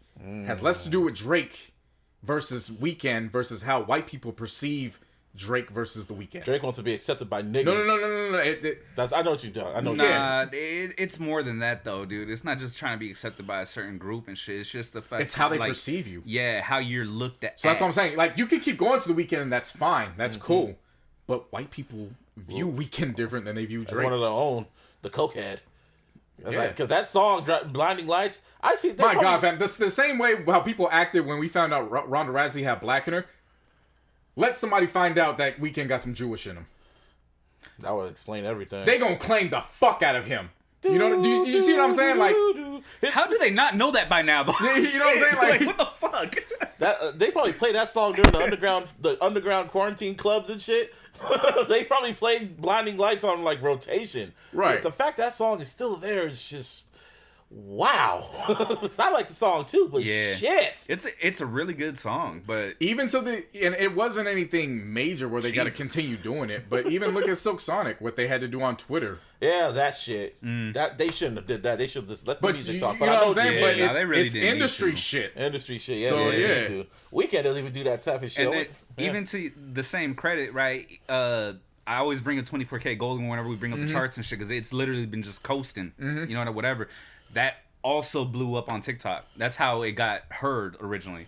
That's wild. Yeah. Right. Yeah, it's just wild. Social media has a role in how we perceive music now, and there's no way That's around just a it. trip. Like, It I mean, really and don't get me wrong, I'm not taking away from what you're saying. I'm just saying it's a trip how It is. like it has to go that route, kind of. Right. You know what I mean? Or it feels like it has to go. You that have to route. have a gimmick, like Jim Jones was saying. Now rappers need to. Now A&Rs are looking. Oh, you have a song, you have a character. Okay, you get attached to social media. Okay, we're signing you for that. Like what? Yeah. It's like because the industry has you also see, it sounds crazy to us because we're going off of what we grew up on traditionally, but you also got to remember the quality of the music. But you also got to remember social media got deals with these labels too. Remember? That's true. Yeah. But remember when Justin Bieber was debuting his album on was it TikTok? Yeah. Or some other he was performing the shit. Like, on remember? TikTok. Yeah. So He they're in like performing each song, wasn't he? Yeah, so they're in Yeah. partnership with each other. So it makes sense that we'll break the record over there. That's what I'm saying. Bieber went #1 too. That's on the song we all liked, Peaches. Shout out to Giveon and fucking who was it? Who else was on there? Daniel Caesar. Daniel Caesar. People thought he got canceled. Nope. Even I can't deny that track. He attached himself to the white boy and went #1. Yeah. People to God. Oh yeah. Speaking of, Pusha T did like a Instagram interview with some dude, and in that interview, he pretty much said he's about 95% ish done with the album. So they got 12 records done. 12 records done. All he needs is Kanye to mix it. Good luck on that. Well, he needs his mind occupied anyway. He's going through a divorce. Who's homeboy that does most of the mixing for him? Kanye. No. The white boy. What's his name? Mike Dean. Mike Dean. How come we just don't get him to do it? Like he's readily available. You know what I mean? But he's a good artist, so either way, Pusha said he's gonna have the album of the year. Last time he said that, he was right. It was a contention. He has not lied once. I say this all the time about Pusha T. He has not lied once. It was definitely in contention. There were, two quality one choices. 1A, 1B. It was Daytona and Victory Lap. Yep. Rest in peace, Nipsey. Rest in peace, Nipsey. Rest in peace. Yeah, 2 years. Wild. Yeah. But yeah, no, so I mean, again, I'm just, this ain't to, this, it sounds like it's about Drake, but it's not, because I want to see what Billboard looks like for everybody when we're back open. That's going to take some time. But you understand I'll say by 2022. But you understand at some point in the summertime, it's going to be open. So that's enough time. You think clubs and shit will be open by the summer? Yeah. You think it would be normal by It's July? not going to be normal, but fam, people are going to be in clubs and bars. People are going to be out. That's going to be, That's going to be by during July summertime. 4th, for sure. Joe Biden, he has not lied once. Well, depending on who you ask. He said he said by the 4th of July, we're gonna be outside. Yeah. So, hey man. That's what I'm saying. Like, I think you're forgetting too. Like, we're getting closer and closer to everything opening up. Just because you're so used to, all right, everybody protect yourself, stay inside, wear the mask. Like, you know what I mean? But the reality is it's gonna be, as people are listening to this, it's gonna be April. Yeah, and COVID cases are down a lot out here in good old We're getting Cali. closer. It's within 3 months. Like, people are going to be able to We're go going to out. get the summer we didn't have last year, man. Movie theaters. I went to the movies this week too, man. That felt good. They had all the concessions are open now. Okay. I was like, I got myself a big jug of popcorn just because. I was just like, and then I know you didn't hesitate to drop that $100. I dropped the shit like, damn, like, nigga, give me that popcorn. Batista, give me that shit, nigga. Give me what I want. That's exactly what I said in that voice. Me and Edgar saw this movie called Nobody. He was with the guy who played Better Call Saul. It was interesting. Me and Edgar were the only two in the movie theater. Is it a spoof? No, it's a straight up movie. Oh, okay. It's on some fucking John Wick shit. But he out there kicking ass for the simplest reason. Pretty much, yeah. I got it. Yeah. And I didn't care. I was just back in there. And I was like, I understand. It was the feeling. Supposed to be in there just smiling and shit. It's just so trash, but I love it. Yeah. Busby at the fucking movies. Yeah. The horns. Well, speaking of that, I was Busby at home because they dropped the fucking HBO Max once again. Had to drop it on y'all. 2 weeks away from Mortal Kombat. Godzilla. They dropped Godzilla vs. King Kong. Wait, hold up. I thought you said you were going to watch that in the fucking theaters. Well, I still am. Because it's basically made to be watched in the theater. But I still watched it because fuck it. So you didn't watch it in IMAX? I am going to watch it in IMAX. But you didn't. I'm still going to. But you didn't. Anyway, like I said, King Kong vs. Godzilla is exactly what you think it's about. King Kong versus Godzilla. It's versus, yeah. That's exactly what it is. They had humans in there, but no one was in there to watch the goddamn humans. Yeah, shout out to Paperboy. What's his name again? The actor who plays Paperboy? Brian Tyree. Paperboy. What? I ain't disrespecting. I know. I want to get his name right too. Brian Tyree Henry. Henry, yes, he was in there, and I was like, "Wow, got 3 first names? What the fuck?" Yeah, he was in there. I was like, "Shout out to him because he's gonna be in an MCU movie. He's gonna be in Eternals." He just finds his way to get in. He has a great agent. I can tell you that. I'm surprised he wasn't in Black Panther. The way he be moving. Right. Shit. But yeah, movie, it is what you think it is. And you want a spoiler about who won? Nah. Just let that. It went 3 rounds. That's all I'm going to say. Yeah. It went 3 rounds. And then they had a bonus round. And then you're going to decide who the winner is. Because the director did say there was a definitive winner. So I'm just going to leave it at that. But it was fun. It was just exactly what you think it is. So it's that. On HBO. On HBO Max. Not in the theaters, like he said. It's on both. But you didn't watch it in the theaters. And like I said, Mortal Kombat is dropping in 2 weeks. Yep. And is Liu Kang the main character, or is it somebody else? No. Shows in the preview, in the trailer. Yeah, I was confused. It's somebody new. Oh, okay. Because Edgar was trying to get the understanding. I only watched the trailer once, so I was kind of just like, yeah, okay. Well, we're gonna see how that is. Yeah, no, that's gonna be interesting. Yeah, I'm definitely looking forward to that shit. That's for sure. Alrighty. Just and respectable. Somebody did this. We're gonna talk about Bucky and them, but that could wait. that could wait. Isn't his name Justin LaBoy? I don't care what it is. That's respectfully. His name. Disrespectfully, because he got disrespected allegedly. Justin foot and ass. Yeah, Justin LaBoy, Mr. Demon Time, He's the person that every toxic female follows just because he always posts toxic Twitter shit about relationships. It's funny because some of it's true, but it's like, damn, bro, you be dealing with these females? Huh. Anyway, allegedly he got his ass whooped in the ATM in Atlanta by the Migos after. Let's get to the bigger picture. Yeah. I don't know how I skipped over it when we were talking about what women need to hear. Oh. Ladies, real men pay bills and buy Birkins. It ain't aging well anymore, huh? Somebody did this. Yeah, Men are always men when it benefits you. Yeah. All of a sudden, this is no way condoning what happened in that elevator, so don't get it twisted. But it's funny how when stuff don't benefit them anymore, all of a sudden, man ain't shit. Yeah. I got nothing to say about that shit. I got something to say. Well, go ahead. It's simple. It's real simple. Uh-huh.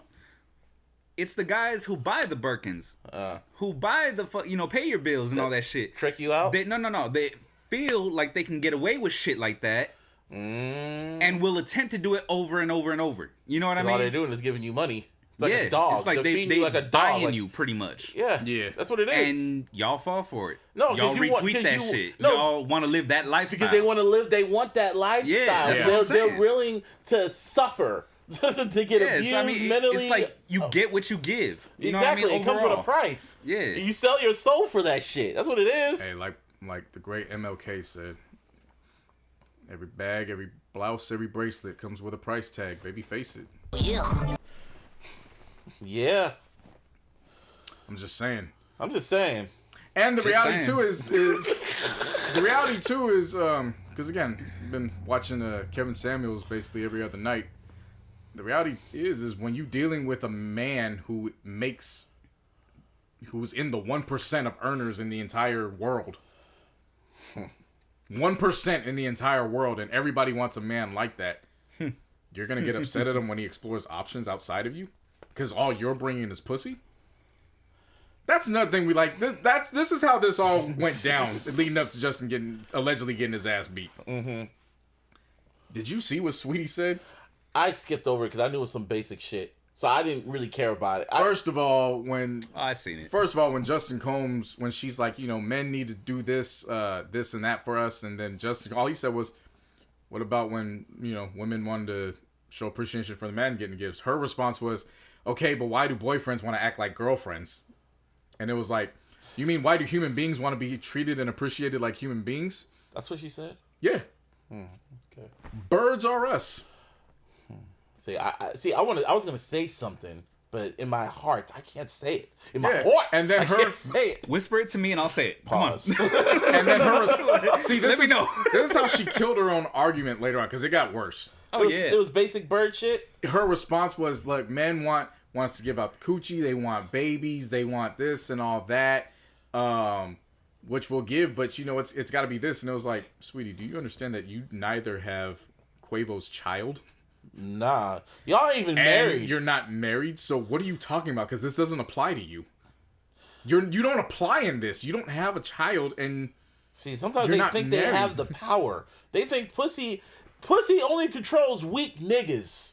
Yeah, real niggas don't let pussy control them. You know why? Because it's not endangered.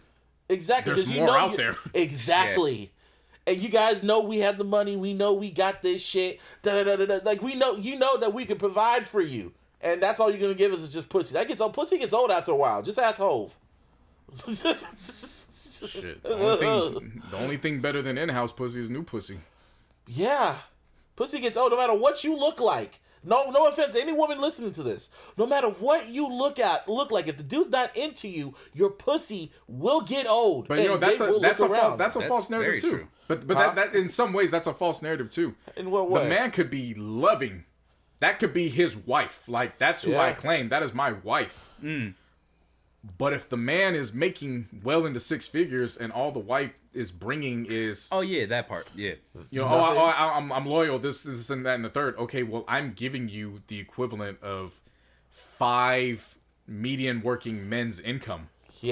I'm gonna go explore 3 other women because it's the principle at least, you know what I'm saying? Why? Because in that instance he's got the leverage. I'm gonna tell you all this shit that happened like a while ago with my homeboys, because he was literally cheating on this girl right in front of her, or he had a girl and he was literally just fucking all sorts of pussy. And I remember he looked at me because we were smoking and he was like, "Busby, I love so and so with all my heart, but I love pussy too, and that's not gonna stop me from getting it." And you know what Said it is? that with a straight face. I'll never forget that. And you know what it is too? Is that I've been relearning over this whole thing is that again, I only recommend this if you got leverage to do it. Like, if you going 50-50 with your woman, it's probably best that you don't do it because you ain't got no leverage in that. Yeah. But if you taking care of households, and that's what they want. They want to be taken care of. If they turn but if they want to be taken care of in the way where they turn their nose down at the blue collar man, that's what it is. That's what it is. Yeah. When they turn their nose down at the blue collar man because they want the high value, well, guess what, lady? You're not the only one with a pussy that wants that. I'm so glad we don't have a woman on here to say like the basic ass woman on here because she would be like, that's not how it is. This. But it is. You know what I'm saying? Like it's, and that's not to be mean. It's the truth. It's the reality of it is. It's you learn this. You learn this stuff. Women can definitely 100% control access to their bodies and sex, and that should not be compromised. Mm-hmm. But in order to be somebody's girlfriend or wife, the man has to make you that. Exactly. So men have control over relationships. So we got here anyway. Pretty much, sweetie. She sounded like a fucking bird. She sounded like she had control of Quavo. When she said in her song she wants an 8-figure nigga, when it then became apparent she didn't know how to handle dealing with an 8-figure nigga. See, now that you said what she said, now I can understand what Quavo said. He said, "You're not who I thought you were." Yeah. See, that's what I say. When it comes to that footage, y'all saw the footage. Y'all saw who swung first. You saw who didn't swing. You saw who held back. To be fair, nobody really swung technically. There's a lot of flinging and a lot of flinging. Yeah. And Quavo controlled himself. I will say this. In that instance, like it's always better. But never put your hands on a woman. It's always hindsight's 20/20. In that instance, the bag shouldn't have been that important. Let her go crazy with it. Just whatever. You know what I'm saying? Just you could get it back later. Only from that instance. Anything else with it, it's like, fam, he looked at that camera like he was Jim Halpert. Fucking officer. Serious though. He was just like, he just looked up. He's like, shit. Like the Office theme song comes on. Yeah. It's like, like that shit happened. He just looked at the camera. Dun-dun-dun. It just zooms in on him. Yeah. No, but yeah, she definitely came across as a traditional basic bird. I think that probably broke Quavo's heart. That's probably when he realized that she's a basic ass bird. That one has to suck. Yeah, I thought she was different. If you get with a chick and then over time you start sitting with her and you realize and you hear her talk and you feel like she was somebody else, but then over time you're like, damn, you're a basic ass bird. Even the sex is alright, but fuck. I mean, especially how he got her. Did he just send her a snowflake? And then just said, "You look glacier. A glacier." Yeah, you a glacier girl. You a icy girl. You need a glacier boy. And then she fell for, fell for that instantly. But she said before she was even famous, that was her celebrity crush. So okay, you get out of that. Imagine your celebrity crush like just hitting you, and you're like, oh, you don't even have to think about it. You know what I'm saying? Like, man. I'll at least cut that slack. It wasn't like Haley Stanford hit me up, man. Like there was footage all. I swear to God. She had, and her defense at that, she at least kept the receipts that she was fiending for Quavo for a long time. Okay. So that's why people were saying, not everybody can try that at home. It's not okay, but then it was just a basic ass comment and a basic ass response. The important thing is that this is why women shouldn't be in charge or determining what makes a man a man. Because if what makes a man to you is being a provider and giving you into your needs, then let's just be straight and let's say that a woman's not a woman because she doesn't know how to provide and give to her man. Women, if y'all listen to this, we say this from the heart. Okay, like think it's about not personal. Like think about it. We're saying this from the heart. Like think about it from this perspective. Like we make median income, and it's if a woman says, "Oh, that's not enough for me," we gonna take it like, all right, whatever. No, it's not a big deal. We'll keep it pushing. But if a woman, for whatever reason, can't produce a child, and a man says, "Well, what can you do for me?" All of a sudden, he's misogynistic. You know what I'm saying? Oh yeah, boy. So then it's a problem. Yeah. You know what I'm saying? So I'm so glad we don't have a woman here. So how is it arguing for hours? On how this is podcast. it Do you see what I'm saying? Yeah, I know. I get you. If one doesn't provide for you, which is fine, you can have your preference. That's not what the issue is. The problem is that you want your cake and you want to eat it too. Yep. And it doesn't. I think that's a lot of women. They want their cake and eat it too. It doesn't work like that. They're like Republicans. Yeah. No, I'm telling you, I'm telling both men and women. Like the women were trying to go crazy and trying to get that Kevin Samuels hates black women off until you actually watch that shit and you realize that's not the case. You get women calling in there who have no idea any of the numbers that involves trying to attract what he considers a high value man. And when he asks what they bring to the table, it's, I bring loyalty. And his response is, well, he get a dog for loyalty. Shit. So what makes you different? And that's not even the only thing, too. Is like they overvalue themselves. Offense, yeah. But like they literally overvalue themselves. Yeah. Like there was that, like, for example, one girl that, remember that one that you showed us the video, and, like, she said that she was an 8? Oh, yeah. She said that she was an 8. Yeah. And then he's like, what, you put yourself on the same level with Beyonce and shit like that? And I'm like, I was like, yeah, nah, honestly, I looked at her, I wasn't thinking 8. Yeah. You know what I mean? Like, yeah, that made me reevaluate all the women I've ever liked. I was like, damn. that was one of those, like, because it's not, because when you evaluate the whole package, yeah, you know what I'm saying, the entire package, not just looks, but what are they bringing to the table? Yeah, and then let's just say, even if you do put Beyonce at a 10, right, which most people do, right, still you ain't 2 levels below her, like that. You know what I mean? Like you're a lot lower than that, right? Let's just be real about it, right? But anyway, like we were saying. So yeah, Saweetie was saying her little bird shit on Justin LaBoy's show. Respectfully. And I guess it's a hit on Revolt. I guess people I guess so. I don't watch that shit. That was the first time I even knew that existed. Because he had Chris Brown on there like before and one other person, but he had Saweetie on there, and it was like, it looks like a fucking teenage pop show. Like this is what really though. It's like it's what 20-year-olds would watch. Yeah, it's gossip shit. Like middle-aged 20-year-olds would watch this shit. And I'm looking at Chris Brown. I'm like, nigga, you're like around my age and you're doing this shit. All right.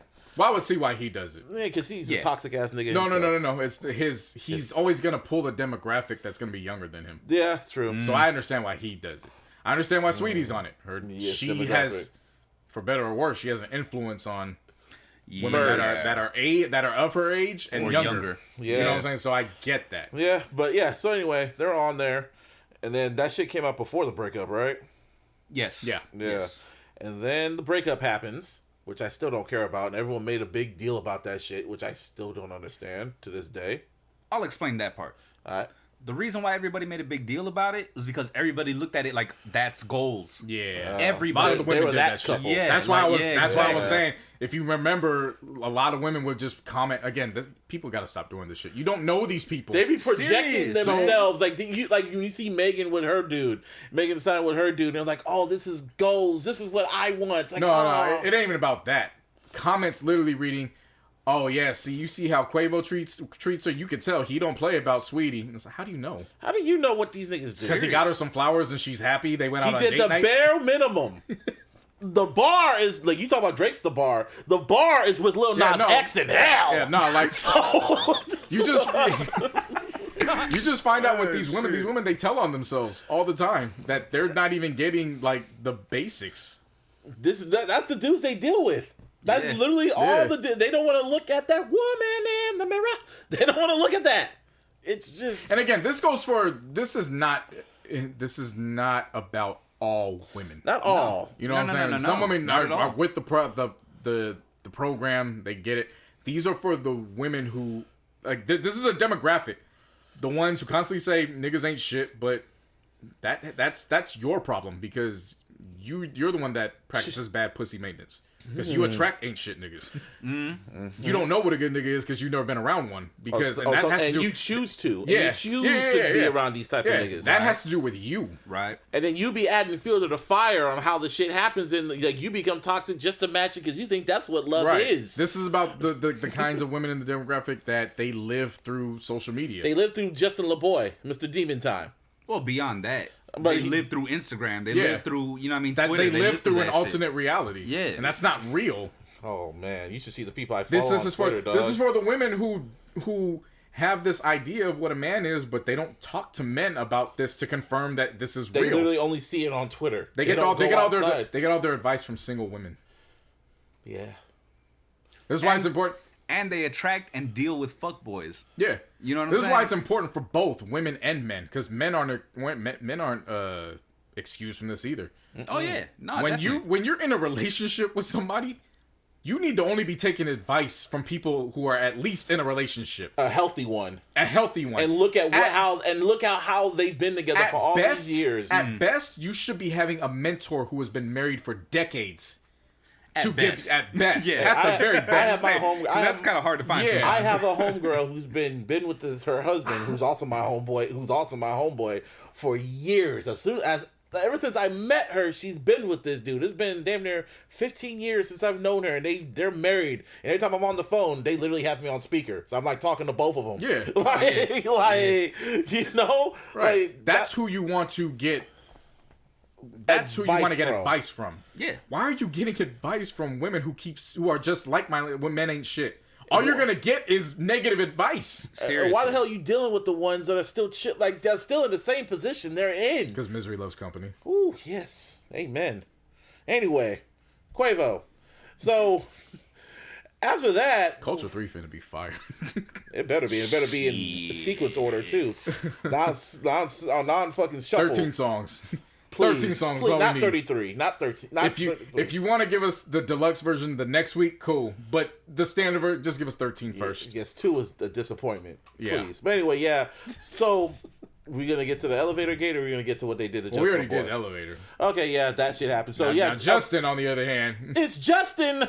Wow, you got your ass kicked. Yeah. Allegedly, respectfully too. Foot and ass. Respectfully, got your ass kicked. Apparently by Migos for doing that interview. Well, it wasn't just doing the interview; it was how he was promoting. I didn't even know because allegedly how he's been promoting it's been jokes and jokes. Yeah, and they looked at it from the standpoint of, huh? Oh, you think we pussy? We pussy? Okay. First, and then there's no footage allegedly. And then they rolled up their Versace. Yeah. Yeah, it was blouses, and I guess they stepped up to him and they chin checked him. Most likely, allegedly, people say he got his ass whooped, but I think it was just a shoving match and a chin check. Like, it's necessary. It was a necessary chin check. If it did take place, it was necessary. Because he's necessary. Yeah. He still posted like nothing even happened. And the funny thing is, no one knew what this nigga looked like. He always hit his face. Everybody thought it was Meek Mill's burner. Yeah, the way he was posting was very Meek Millish. Yeah. Very Meek Millish. Because he's well connected. Because I remember when the whole Demon Time shit was going on, I look in his like IG lives and I'm seeing Drake's and the Weeknd's and Meek Mill's and hella other artists in there. I'm like, how do you know these niggas? I'm like, who are you attached to? And apparently he's attached to Justin Combs. Yeah. So that makes sense how he knows all these niggas. Good connect. And very good. Yeah, seriously. Shit. Got his own show. And I guess the kids love him. Oh, toxic nigga. Well, that's what happens. Toxic niggas get your ass whooped. And it's on Revolt. Yeah. Yep. Oh. Ding. Oh, yeah. Or click. No, that's a ding. That's a ding. Yeah. Yeah, so anyway, they chin checked his ass and he's still posting like nothing even happened. Even on his stories, he don't even he's literally posting like nothing happened. And I was just like, not even confirming or denying it, just shutting the fuck up, which is what you should do. Keep posting your little shits. Keep getting your laughing my ass off comments and shit. Right. So it sounds like laughing my ass off. Whatever. Yeah. Anyway, don't live your life through these niggas. That's why goals shouldn't be people you know nothing about. Yeah, goals. Look in your life and evaluate what should be goals. Yeah. Dead ass, man. Don't look on Instagram. Nah, because it just ends up being a lot of projection. Don't look on social. They literally and it'd be funny. And you know what'd be funny too? Is when women are telling women, y'all are out of your minds. Why do you think this way? All of a sudden it's, oh, you just a pick me. And then I saw one of the greatest rebuttal ever was, okay, but you're calling a woman that has a happy relationship pick me. So what's the point? All the ones that like living their life through social media, like have to like literally project everything. It's like they're diarying, they're projecting everything, filming themselves, literally like doing everything, like they're living a gimmick. Yeah, those are the most fascinating ones. Like I'll be watching them like some National Geographic shit. Like, why are you this way? Right. You have low self-esteem, don't you? You like projecting yourself on social media, don't you? You can't find a man out here, don't you? Yeah, okay. Yeah, it's pretty much how I look at it. Like, okay, let me see how this goes. That's exactly. Oh, okay. Yeah. Okay. Not funny. Anyway. Yeah. No, I don't know if you guys have been watching the links I sent with Kevin Samuels. Like, legitimately, pick a day and watch the entire stream. I might do that tomorrow because I'm off tomorrow. I'll give you one that'll have like your jaw will be dropped just from the responses that women gave him and just how he's. It's not even like a science anymore. Like, if they explained it fully to you, you yourself would be like, what? See, I had a joke I could have stayed on here, but I'm being nice. and you know the whole situation of that some women are really good at, the damsel in distress, oh, the world beat me up. Yeah. He unravels until he gets down to the truth. He had one woman, long story short, she was going through a divorce, but the divorce was taking place over 3 years. And when he's like, okay, well, why aren't you going to get therapy? And she's like, because it doesn't cost too much. I have to pay for this and that. He waited and he kept unwinding until he got to the point of, okay, well, how much did you say therapy was going to be? And she's like, I don't know. And he's like, you just told me you didn't go to therapy because you said it was too much, but now you're telling me you don't. Okay. And he kicked her off the stream. And goes, see, I knew it. All I had to do was keep asking questions. She don't care about therapy. She likes chaos. Wow. Yeah. Shit. Like, that just blew my. At first, I got mad, and then my mind got blown. Yeah. Like, wait. Kevin Samuels is from far away. That's my masculine. I call my masculine coach. That's Yoda. Yeah. That's nigga Yoda. Shit, man. Yeah. Yoda. I even if, like I said, I watch almost on a daily just because I've watched less and less cable, so it just happens to come up. That's right. Even if you guys just watch one a week, like, it's still enough information to get. Damn, that's really how they think about us. Okay. I look on social media, I see how they think about us. Like, I see it every day. Like, sound like the beginning of No Fucking Vaseline. Here's what they think about. Damn. Like, seriously, that's what they think, and they don't want nice guys. I follow this one chick on Instagram, and the type of people she deals with, and it's like the type of like he's like, oh yeah, my boyfriend. I went to the club with my baby daddy, and I knew I shouldn't have done that, but then my main nigga came in there and just grabbed my hair. Then the two niggas started fighting, and we all started fighting. I'm like, what the? Yeah. Fuck? Wait. Huh? What happened to the drink? How do we get to here? Yeah, it's just wild. It's just like the shit women go through. Like y'all weird. Yeah. I love all the good women that have common sense, which is like unicorns now. If you find one. I will say this about anybody. Damn. So this isn't just. Yeah, I'm thinking about it. Like, you're right. I definitely get blessed with meeting. This is the kind of person I like. It just so happens we're talking about the women. So this is what I just anticipate from anybody: accountability. Yep. Yeah. Ding. Honesty. A ding. Mm-hmm. And being truthful with oneself. Mm-hmm. Because once you do that, it's like, okay, when you do wrong, you hold yourself accountable. Like, yeah. If for anybody, man or woman, oh yeah, you do that around me, we gonna be good. Because I do that for myself. For sure. I hold myself accountable, both personally and to my family and friends. Like, I've been on, doing workouts, getting back in shape over the past couple months. Yeah. You guys, every single day. Hell yeah! You guys get my activity rings to show that I did it, yep. along with Jerome and Hilgen. Mm-hmm. So I'm accountable to 4 people. Yeah. Make sure, you know what I'm saying? That like, I do that. Being honest. Mm-hmm. Players fuck up. Yeah. That's just how the game goes. Be honest with your fuck up and your L and just move forward. Yep. Hold it. That's why I say hold it, lick it, hold it. Because like you said, the longer you avoid that L, the L consumes you. And the most important factor in that, being true to yourself. So when you take your L, you don't blame somebody else for it. You blame yourself. Yeah, seriously. And when you blame yourself, you hold it. Like, you'll be mad for like probably a day or two, but then it'll go away. Yeah. If you ignore it, the L stays with you. Yeah. You're constantly just thinking because you're about finding ways shit. to put blame somebody or somewhere else. That's called karma, people. Yeah. Huh. That's what I'm saying. Like, so yeah, just any woman that is good with accountability, being honest, and then being truthful with what goes down. And they do exist. They do. They definitely do exist. If you find one, you just have to get off of social media. And you know what I'm saying? Well, because in this era right now, it's kind of hard now. I wouldn't even say get off of social media because actually that's how a lot of people are meeting people. Yeah, that's kind of how people meet nowadays. Yeah, and shit. I wouldn't say get off of social media. You just have to stop glamorizing the wrong ones. There you go. Don't look at the Kim Kardashian ones. Right. Don't look at the IG model ones, the one that have thousands upon thousands of followers, that have athletes and rappers in their DMs. Everything about their profiles is materialistic. Yeah. Overall, just don't glamorize the ones that you don't know. personally. Right. The ones you see are the ones that have private accounts that have less than 1,000 people following them. Yeah, that's how you know. Okay, they're probably doing it right. I wouldn't even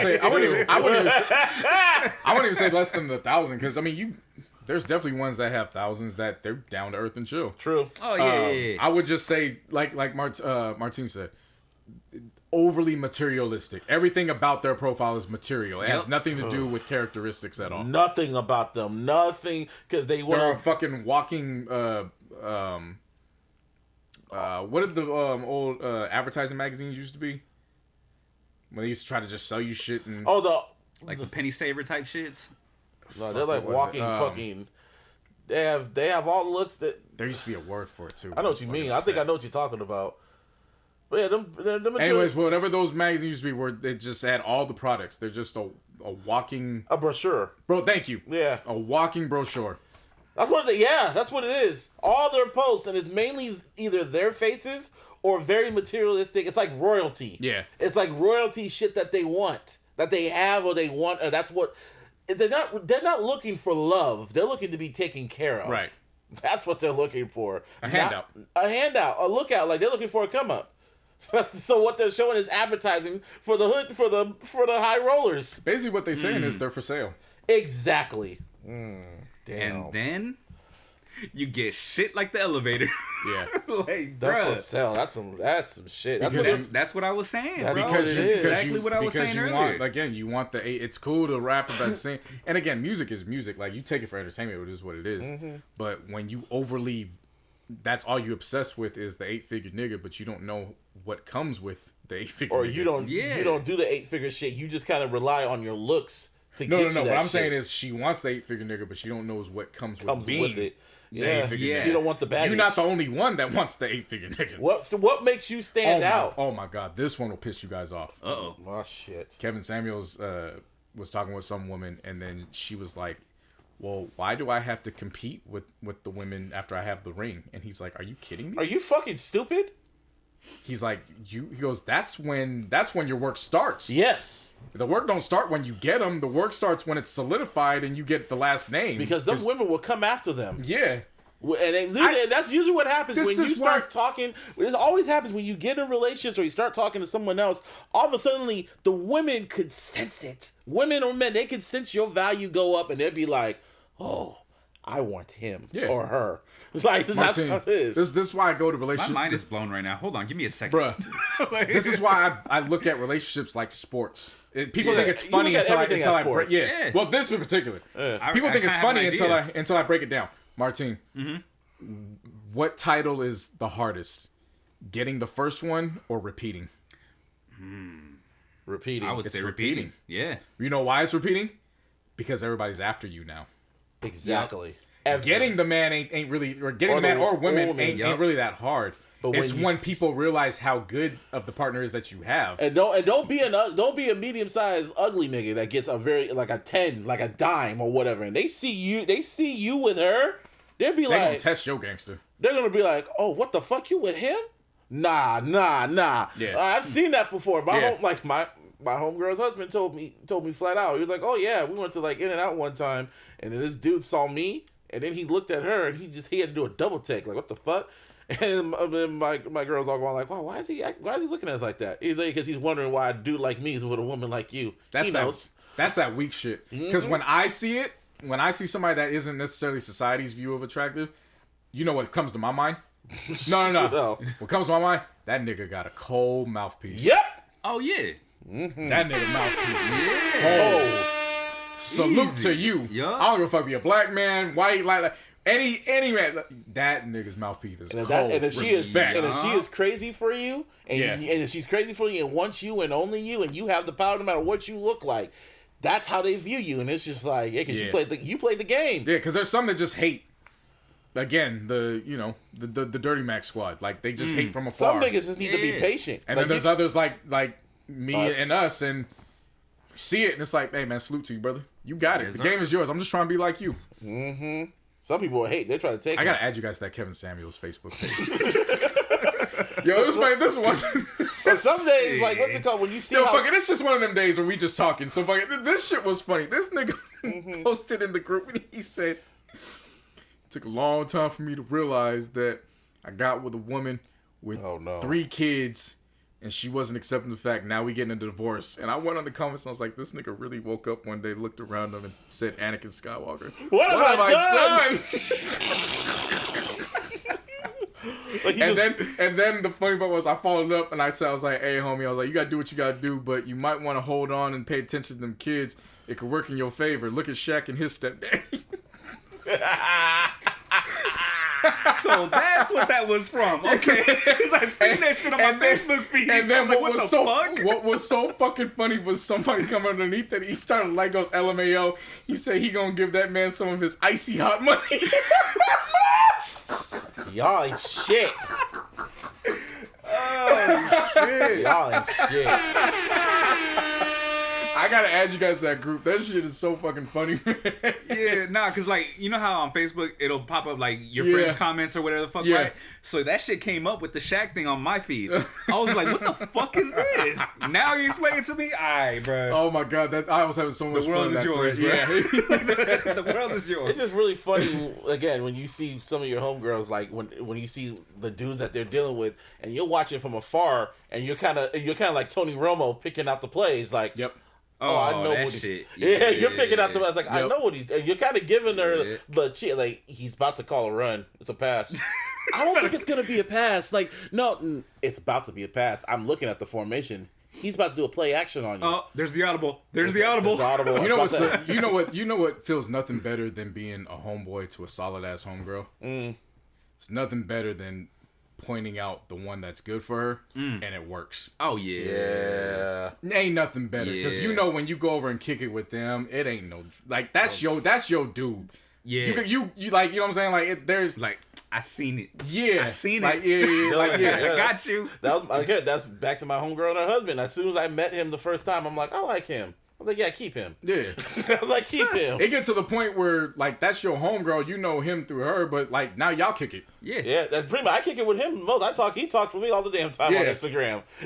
Talking about That'd be movies the cool ones. That'd be cool ones because, like, that's the level of intimacy from a friendship perspective, where there's trust, there's value here. Like we cool, we get that. So I know now when it's my turn looking for a partner, I know to value your opinion as a woman who's gonna give me proper insight on who I'm dealing with. Exactly. Yeah. Right. Yeah. Yeah. So anyway, there's value in the opposite sex, people. You just gotta stop. You gotta get out. It could be cool. You gotta get out your own way. Literally, there's benefits of being in the quote unquote friend zone. Like, you can help, it can benefit you in some way. Have you realized, too, as we've gotten older, like, this is probably the last one. Yeah. Have you realized that the friend zone, it's bullshit. It's always been bullshit. It's all, like, you know it is, but then how it gets explained to you, it's like, okay, yeah, it does make sense. The friend zone is just beta males that just didn't have the heart to tell them I was interested, and then they just strung along, and the next thing you know, it's like, I'm interested, but at that point, she don't see you like that. Mm-hmm. Yeah. And then they cry about it. It's like, nigga, that's your fault. And then they cry about it. Yeah, some dudes hold it on for a long time because they're scared of rejection. Trust me. And they're scared because I've been that person. We've all been that person at one point. He broke it. I'm telling you. Masculine coach. Yeah. He told a man straight up, he goes, what's a good batting average in baseball? He said 300. He said 300 gets you in the Hall of Fame. 300 means you missed 7 other times. Oof. Yup. And that'll get you in the Hall of Fame. Yup. Don't be scared to miss when you're trying to go get a woman. Seriously, because there could be someone else out there. Like, he said that, and I said, "Where this man's collection plate at?" Don't be Where's this man's and get my fucking debit card. I'm gonna start a GoFundMe for this motherfucker, bro. And also, fellas, don't be afraid to walk away. Don't get also rung up on her. Don't put your whole energy into this one person. Because, if they really care about you, just walk away. Trust me, you can stop texting, stop doing everything. They will come back to you. And that's only if you feel like you're being taken advantage of. If y'all legitimately vibing and you walk away like, nigga, what is you doing? Yeah, you stupid at that point. Like you literally just let that shit go. What the fuck is wrong with you? We're not talking about that. We talking about the ones where if you feel underappreciated, step away and let's see how you know how that just works. A little glimpse of it. If you little glimpse of it, just like, you know what, let's moonwalk it back a little bit. Yeah. And then, speaking of that, did you see that white boy do that little get out the car and start doing the whole pop Yeah, lock in the mic. shit. The way he moved, I was like, God damn. He needs some milk. He needs some milk. Oh, shit. Anyway, what was it called? Falcon and Winter Soldier. Fuck that name. It's not Falcon and Winter Soldier. What's it called, JC? Nigga American Buck.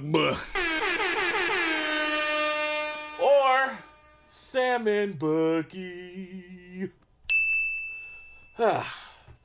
Episode 2. It's a doozy. Yeah, first off, fuck that. He's not my Captain America. You know how I was angry when he was rocking that shield? And I know he's a fictional character, but I'm like, nigga, how dare you rock that shit? Jeez. This ain't your fucking shield. Dude, in the fucking captions, they called him Captain America. Yep. Like, oh, no, you ain't Steve Rogers, nigga. I saw what Steve Rogers went through. You ain't Steve Rogers, nigga. I'm going to start a hashtag, not my Captain America. Wow. So fucking wow, bro. In there, too. Not my Captain America. What, I forgot Homeboy's name, his partner. Fuck. Fucking wannabe fucking No, Sam? not wannabe, because his name. He's an actual superhero. That's how they introduced him. He's a Marvel superhero. Oh, you talking about Isaiah Samuel? No, whoever Homeboy's partner is. I know what you're talking about. I know what you're talking about. I forgot his name, though. Fuck. I'll keep talking. I'll look at it. But yeah, throughout that whole series, pretty much, well, first off, probably like 15 minutes into the shit, they get to the shits with the action, and boy, the whole, the truck scene when Sam and fucking Bucky were fighting the motherfuckers. Bro. I was like, God damn, I love this I knew it shit. was some shit when he walked up to the girl and he was like, "Are you okay?" I was like, "You ain't okay." And then she kicked the shit out of him. This is Sparta shit. But yeah, that action was fire, and then fake ass Captain America was all trying to be all buddy with them. Like, nigga, you weren't with us in the trenches during Endgame, nigga. Were you with us during Wakanda? When Thanos and them showed up? Were you with us in the trenches? Nigga, no, that's how disrespectful. I felt this. I know this is the superheroes not make sense, but I felt it. That's how you know MCU gets your soul. It's like, my nigga, who the fuck is you? And he's just rocking that shit. I don't want to slap the shit out of him. Bucky had that look at the whole series. Every time he looked at him, he wanted to slap the shit out of him with his metal arm. You ain't no super soldier either, nigga. You might know how to throw that shit, but I'll throw you like that shit. But anyway. Battlestar, that's his name. Yeah, Battlestar. Battlestar. That's how they introduced him. As soon as Bucky looked at, he's like, Battlestar. Yeah, get me out of here. Get the fuck out of here. I loved the aspect of the entire scene of realism. Yeah, it got when they went to go Isaiah Samuels, whatever they got the black Captain America. Well, basically Black Captain America. Yeah, and it's known in the comics too. They were like, oh, we're going there. Yeah, and it was like, oh, it was easy for you. You believe I was still basically a slave. They kept me. I was in prison, and they tested me. He was like, you know what I got? How I got rewarded for saving everybody? I was a prisoner, and I was just like, fuck. And then when they left, and that other instance of realism hit, and it was like, Sam really got arrested. Like, he was like, who are you? And then Bucky was like, dude, he's cool. And then he's like, you know who? He's like, you know who I am? And they looked at him. He's like, oh, it's Falcon. He's like, oh, my apologies, Sam Wilson. Yeah, I didn't recognize you without the goggles. Yeah. I was like, oh, we going there, huh, faggy? Yeah. Oh, we going there. People all complaining, that never happened in the movie. Try telling people. See, last week I was like, I know what this is. Saying that. Shit. Black folks I know what this shit. is. You gonna have to sit through 4 more weeks of Black Lives Matter. He gonna get that shield back. They gonna fight that nigga. Oh yeah, in the end they had to go back and see that. What's his name? I know. The guy from Civil War that started the shit. Yeah. Yeah, they showed him. I was like, oh. Yeah, he was sitting there chilling like, But yeah, that's see. There's nothing to break down. There's no freeze frame shit like how they did WandaVision. Yeah. This show is straight and to the point. In the words of Joe, ta-da! Foot and ass. Straight. Even Edgar was going he was so happy because he was annoyed about WandaVision. Not like he didn't like it. He just said he was annoyed of how everyone was blowing it up the ass. So he sees this shit and he's like, fuck WandaVision. Straight and to the point. He's like, okay, guy, I better see some gunfights and fighting and all types. I want explosions because that's what I want. I was like, I mean, that's exactly what you gonna get. Hey, side note though, on a more back out of the TV. It's related to TV. Did you see what happened to New Ghost? Who's New Ghost? In real life, Michael Rainey. Oh yeah, I saw that shit. That was fucked up. Who? Cop pulled him over. Hand on the holster. Tariq from Power. Okay. So that's the actor. Wait, this is in real life though? Yes. Yeah. He said though, he's like, I'm here because my friend was recording. Yeah. And when the cop realized it, he let his hand go. Mm-hmm. Yeah. All right, while we're talking, Wow. I'm not George Floyd. What's his name? The cop that did it? Fuck his name. Dennis. Fuck him. Fuck his name. No, it is fuck him. Like, But I want to make sure I get his name. I don't want to call it That's all I need to know. Is I don't want to to call it the George Floyd trial because George Floyd is not up for this right now. He's not on trial right now. Derek Chauvin, I think. There you go. Yeah, the Derek Chauvin trial is going on right now. I'm not watching. Fuck that dude. Obviously, I'm not watching it right now because I don't want to get triggered. I just want to, skip to the fucking ending. Yeah. And it's either going to be the same old ending and we're going to be right back where we were back in June, or there will be peace. So the choice is yours. You want a repeat of what happened last year? Shit, you think it's just gonna be a repeat? Huh? You think it would just be a repeat? Times 1,000? The sequel? Yeah, exactly. The sequel? Exactly, Yeah, bro. right. It don't matter who was in president. Everybody getting vaccinated now. Everybody getting vaccinated real. now. We all going to jail now.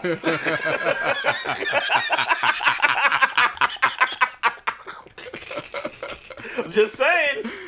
No matter who president, if it was whole ass or Biden, It really don't matter. it will not matter. You better make the right decision or make some type of little compromise where we don't have to turn up too much. Yeah, and this is not to diminish any of the other senseless and just blatant disregard for human life in terms of taking other black lives. This isn't to diminish that. This shit is just a tad bit different. Just a tad.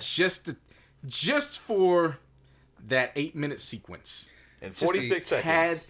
A tad bit different. So if they look at that and they say, nah, we didn't find anything wrong with it, there will be hell to pay. Oh, fuck yeah. And it just won't be from black people. One thing that I want to say though, it kind of pissed me off because like I mentioned before, like I get a bunch of updates on my phone from CNN and shit like that, right?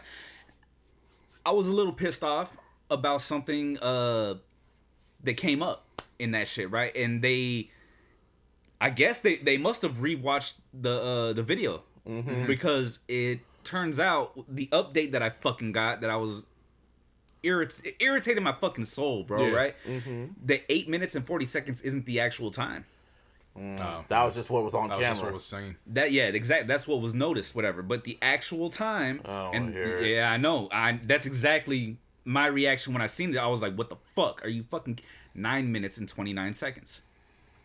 Yeah, it's almost 10 minutes. Damn near 10 minutes, bro. Yeah. Like, what the fuck? Had his knee chilling on his. See, I won't Yeah. get into it. Like I said, jury, if you guys happen to sneak a cell phone and listen to this particular podcast on some fluke, and you get to this part right here, you better make the right decision. Hey, I ain't Spike Lee, but do the right thing. Period. Really though. Or if we gonna throw a chair, we gonna be mad. Oh man, I'm mad. But I ain't stressing. I'm mad. But I ain't stressing. But I'm just saying. We're gonna get King Kunta in this bitch. Yeah. Like it'll be Pac. What Pac predicted. Just saying. Yeah. Anyway. Yeah. Music did drop, kind of, not really. I listened to fucking Guap Dad, like you said last week. That was really good. That was contender to be not album of the year, but it surprised me. Surprised me really much. I went back and listened to Benny's album. That shit, I don't know what it was. Maybe the second time I listened to it, that shit was fire. It was low key fire, like a lot of fire. I was like, okay, should have been Fire emojis. I know, right? Let's see. Justin Bieber went number 1. I went back and re-listened to it. It's not as bad as JC says, but I'm not gonna defend it still. So sorry, Bieber, the God. Yeah. I think not God, God. Oh, the Demi Lovato shit. We're gonna talk about that shit for a quick second. So What's up?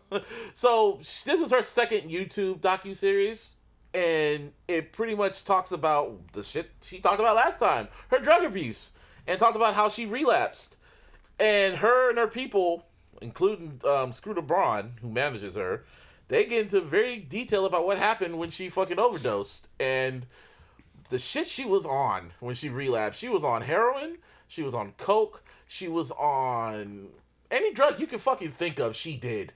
And while she was in the hospital, they said she said she had like 2 or 3 strokes. Damn. She had a heart attack. Was in a coma for a bit, and now she said she can't see out of one of her eyes, so she can never drive again. And pretty much in a nutshell, like it's literally a miracle that she's still alive right now. It's like she's on her 9th life. It's like, hey. God damn. It's fucking crazy. That shit, and they were literally breaking down because she was on tour back in 2018 and shit like that. So they were doing a whole other documentary talking about her, her comeback and shit. Mm-hmm. Then the relapse happened, and then they put the whole shit in the vault. Damn. I was thinking about Scooter Braun. I was like, damn, because I saw who he manages. He manages Bieber. He manages Ariana Grande. I think he manages J Balvin too, and fucking what's her name, and Demi Lovato. So that's all them shit. Cause Justin Bieber went through his shit, Ariana Grande went through her shit, and Demi Lovato went through her shit. Then he managed Kanye at one point. Poor bastard. Shit. That man has no days off. And then he had to take Taylor Swift shit, so he has to deal with Taylor Swift's all shit. And her and the Swifties. You feel me? And then he has to deal with the fucking, then, executive producing shows and shit like that with Dave. Scooter Braun, man, that boy working. All happened was when he was on YouTube and he discovered Justin Bieber on some fluke shit. My mom said, I thought Usher did. I wish we could have gave Usher that. Yeah. But the white man did. Because I would have clearly gave Usher all that credit. I would have loved to. For sure. Yeah. That's probably why Usher don't fucking be doing shit no more. Because he's looking at them Bieber royalty checks. And it's like. Oh, for what? He's Confessions like, what? Too. For shit. What? Why am I going on tour? Let the kid go on tour. You feel me? I'm going to work his ass like a slave. You see him? He's like, help me. It's like the anniversary of Confessions, too. It was like, what, 6 years? 7 years? No, not even 7 years. Like 11 years-ish. Confessions? Confessions, yeah. 17. Yeah, they were all celebrating it. I'm like, y'all just celebrate this shit. They celebrate shit just to celebrate. Yeah. Seriously. If it's a 20-year anniversary, then we talk. Yeah. Shit, man. Or a 10-year. I.e. Rolling Papers. I just want to touch on that real quick because I know nobody fucking liked it besides me. Yeah, you love that album. I ain't gonna say I love it, but I will not. You're not gonna defend it. I'm not gonna talk bad about it, but I won't defend it. That's how I am. You know what I mean? Yeah. But they did put out the 10-year anniversary version of it. There was a few one add-on that kind of blew my mind at first. You know what I mean? It had Nipsey on there. I was like, wait, what? So you guys had this? Yeah. And didn't put it out? Sample clearance? What the fuck is wrong with you? Was there a sample on it? Nah. The song is already on there. Like, it's been on there. It's called Hopes and Dreams. Oh. Nipsey this is a remix version, I guess. Yeah. He had a verse on there. Just a verse just lying around in the vault. Like, it sucks, but to be context, Nipsey wasn't Nipsey when the album came out. So yeah. I get it. He wasn't Nipsey to the masses. He was Nipsey to us. You know what I mean? But, but Atlantic was also the label, and that's true. That was back when. This was before he got on. Before he got his partnership. Atlantic. Yeah. That's true. But just wanted to point that one out. You know what I mean? Give it a little shout. Such high regards and hopes when the intro started. No, I know. Yeah. That's what we want to talk about. It was so fucking beautiful. And then everything went down. And then it just went into On My Level, and it was cool. Then Black and Yellow.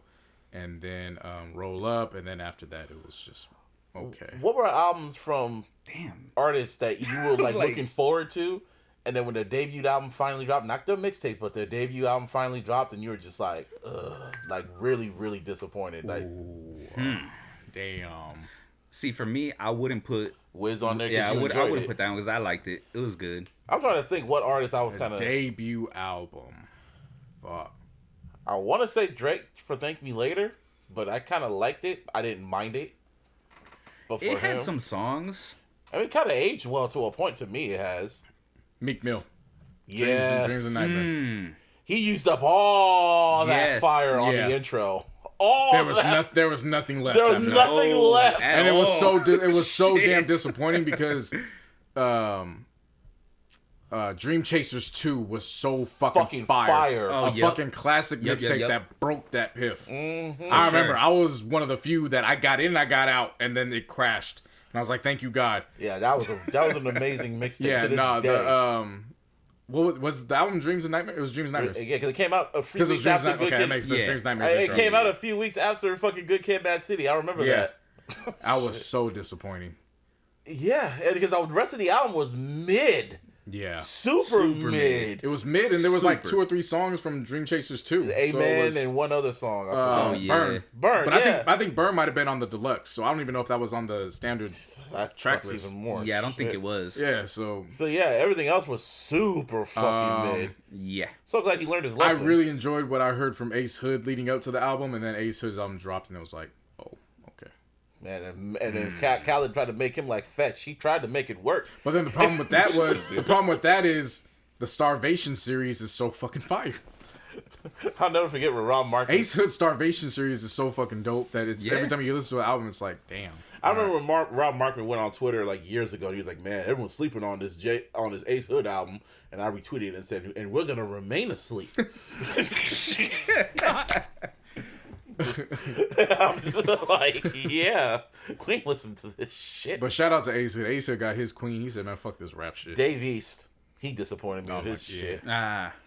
I will say but I didn't have like it wasn't. I didn't anticipate. Yeah, like you didn't have him high in high regards, pretty much. Right. Yeah. Another rapper that Jonah Lucas, he disappointed me. Definitely.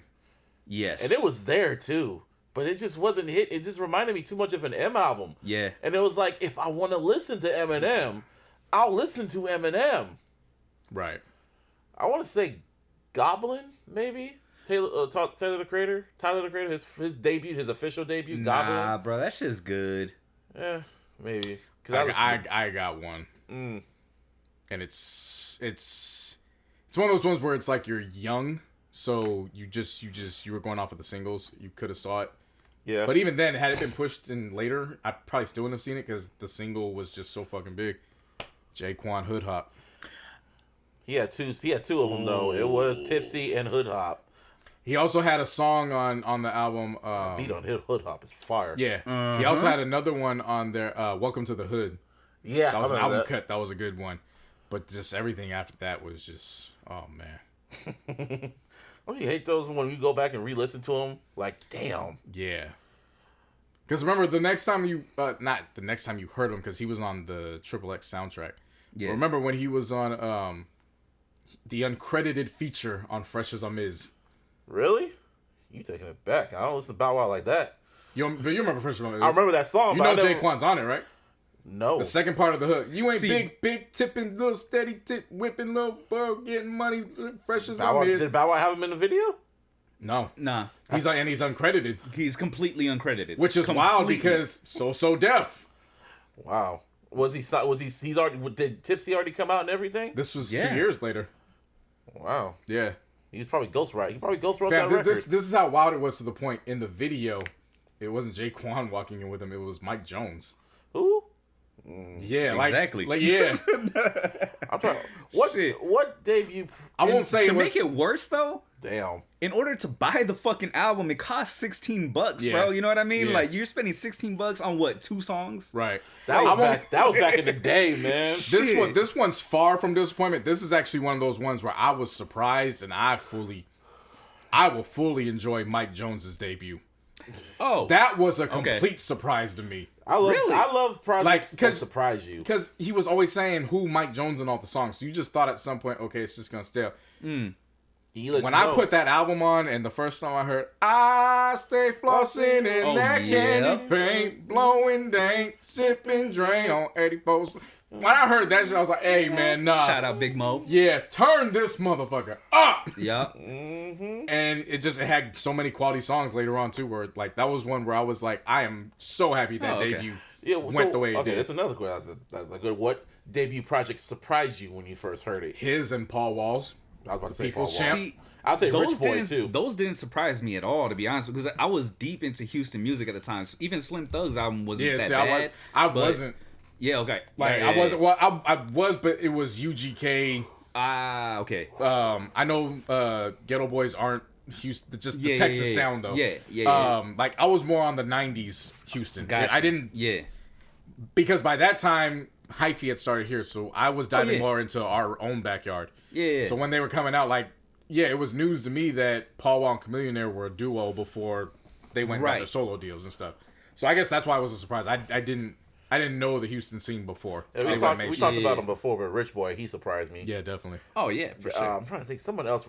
I want to say Kendrick, like his official like debut studio project with Good Kid, Mad City. How the hell did that surprise you? It was because I didn't know what to expect. I get it, but I knew Kendrick was him from jump. I know, but Section 80, that's the only one. I listened to Section 80, but I didn't really listen to Section 80 after. Good Kid, Mad City. Oh hell yeah! No. After Good Kid, Mad City, I went right back to Section 80 because it all it all connected. Yeah, it makes sense. Yeah. It makes sense after. That's what I meant. Because High Power, in a way, High Power kind of leads into Good Kid, Mad City. But then when you really think about it, Good Kid, Mad City is like the prequel, and To Pimp a Butterfly is like the sequel to Section 80. Yeah, and Damn's a sequel to The Pimp a Butterfly. Man, it's shit. Yeah. Damn is just the updated version, like. Well, a sequel to it. No, it's a standalone. Yeah. But yeah, that's that album, and I want to say somebody else. I see this person, and it really. I remember when I heard it. Like, it was surprised me, like, this album is really that fucking good. Like, what? Who is this nigga? Like, how did this happen? See, I feel like there was a lot of those. There was a lot of but those. But I can't really, like, think of any right now, as stupid as that might sound. Port of Miami surprised me. Rick Ross's debut surprised me. Okay. Because I really wasn't into him at the beginning. Yeah. But when I heard it, there's just certain songs I'll always forget that just help me change minds about artists. Yeah. And in Rick Ross' case, it was Pots and Pans on Port of Miami. When I heard Pots and Pans, I was like, whoa, wait a minute. This isn't hustling. Yeah, this is more than just the regular shit. He can actually do these deep records. And then when it was... Then when Triller came out, that's when you realize, oh, wait, no, he doesn't just do these deeper records. He creates these okay, this is a different type of nigga. Yeah, all right. exactly. And then, Deeper Than Rap came out and I was like, oh, no, he's out of here. Okay. Ooh, I was going to say Lloyd Banks surprised me. Really? Hunger for More, yeah. Because I thought he was just a mixtape rapper. So I was just like, no, really? I'll take that back. Game surprised me. Okay. Documentary. Because I didn't know Game like that. I just knew fucking How We Do. The reason why I'm gonna say it didn't surprise me is because I knew Dr. Dre was aligned with it. Yeah, you know what I'm saying? Like, he was already batting 1,000, bro. Like, yeah, around that time period. You know what I mean? Yeah. Like, but he had some shit. Like, I knew, but I didn't like how. Like, Did you not listen to the G-Unit radios? Okay. Oh yeah. See. Yes, I was on the G-Unit radios or the NWA. You know what? Yeah. You know what it is. Yeah, that shit. I remember when I first heard Documentary, because I was an M fan, so I knew he had a song with M on the album. So I was like, okay, I'm going to listen to what leads into the M album.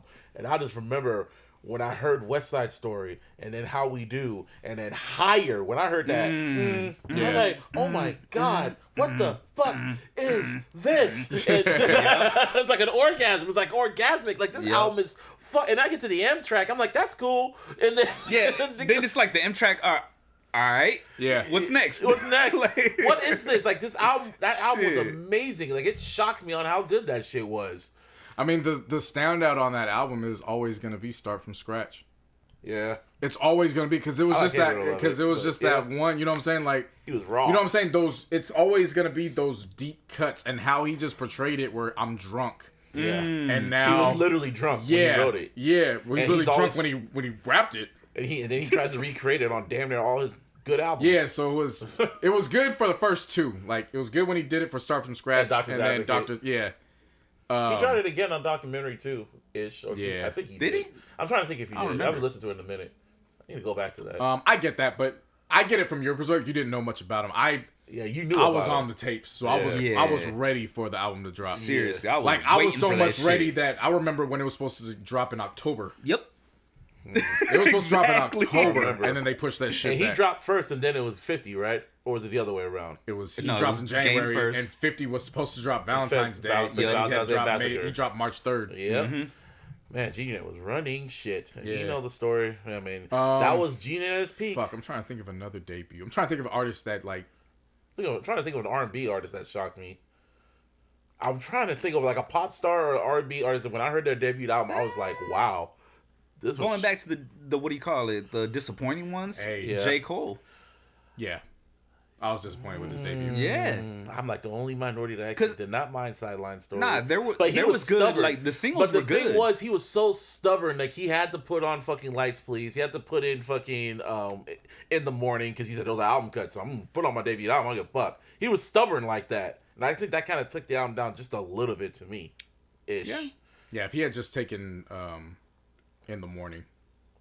Maybe, yeah. Because only from a marketing standpoint. Yeah. Like you get the Drake feature. Like Drake was like, I remember when Drake was the hottest feature, just as like the quote unquote 6th man of the year type in the hip hop. Yeah. When it wasn't solely based on his body of work, but just him killing verses. Right. Man, I like Sideline. That's the thing, because I like Sideline Story, man. See, I was it. feeling so blah on Cole the first 2 because he followed up with Born Sinner, and I don't like Born Sinner.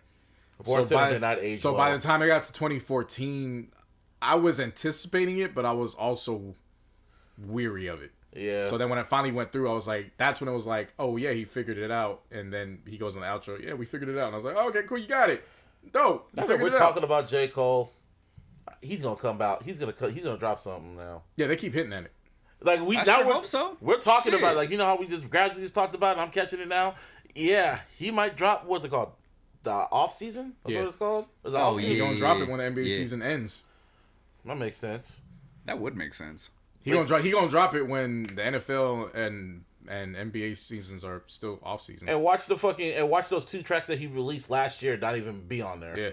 Oh, they won't be. Like, come on, bro. Yeah, they won't be. But like I said, I like Sideline Story. What did y'all like about it? Just curious. Oh damn. I don't know. Friday Night Lights exists. Yeah, that's the problem. Honestly. That's the biggest problem with it. Friday Night Lights exists. Is that Friday Night Lights was there. You know what I mean? Like, that should have been his debut. Yeah. Yeah. I mean, blame Hov for that, fucking asshole. Because he had tracks on Friday Night Lights, and Hov was like, nah, you need a single. I hear Hov's voice in my head like, nah, that's not it. I mean, just the back and forth with him and Wale. That missing aspect on his debut. I like Dollar in the Dream 3. That was a good record. Yeah, it was. Can't Get Enough. That kind of didn't age. It was Lights Please. We heard it. Yeah. Sideline Story. I like Sideline Story. The actual track, Sideline Story. Mr. Nice Watch. Nope. That's his only Hov feature. And he really wanted Hov on his debut album. He should have held down on that. It's forced. So forth. Cold World. Nah. In the Morning. Heard it. Lost Ones. I love Lost Ones. Yeah, definitely. Okay. Nobody's Perfect. That's a classic record. Definitely. Yep. Like I said, singles were good. Never Told. I like that record. I appreciate the concept. It just didn't. Oh, that one, no. Yeah, no. Oh wait, never mind. I appreciate the concept. How about Rise and Shine? That one knocked. Rise and Shine and God's Play that Gift. one real quick.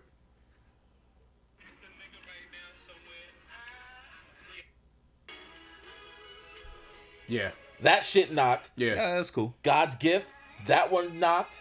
Fast forward it real quick. Go God's Gift. Play a little bit in the middle.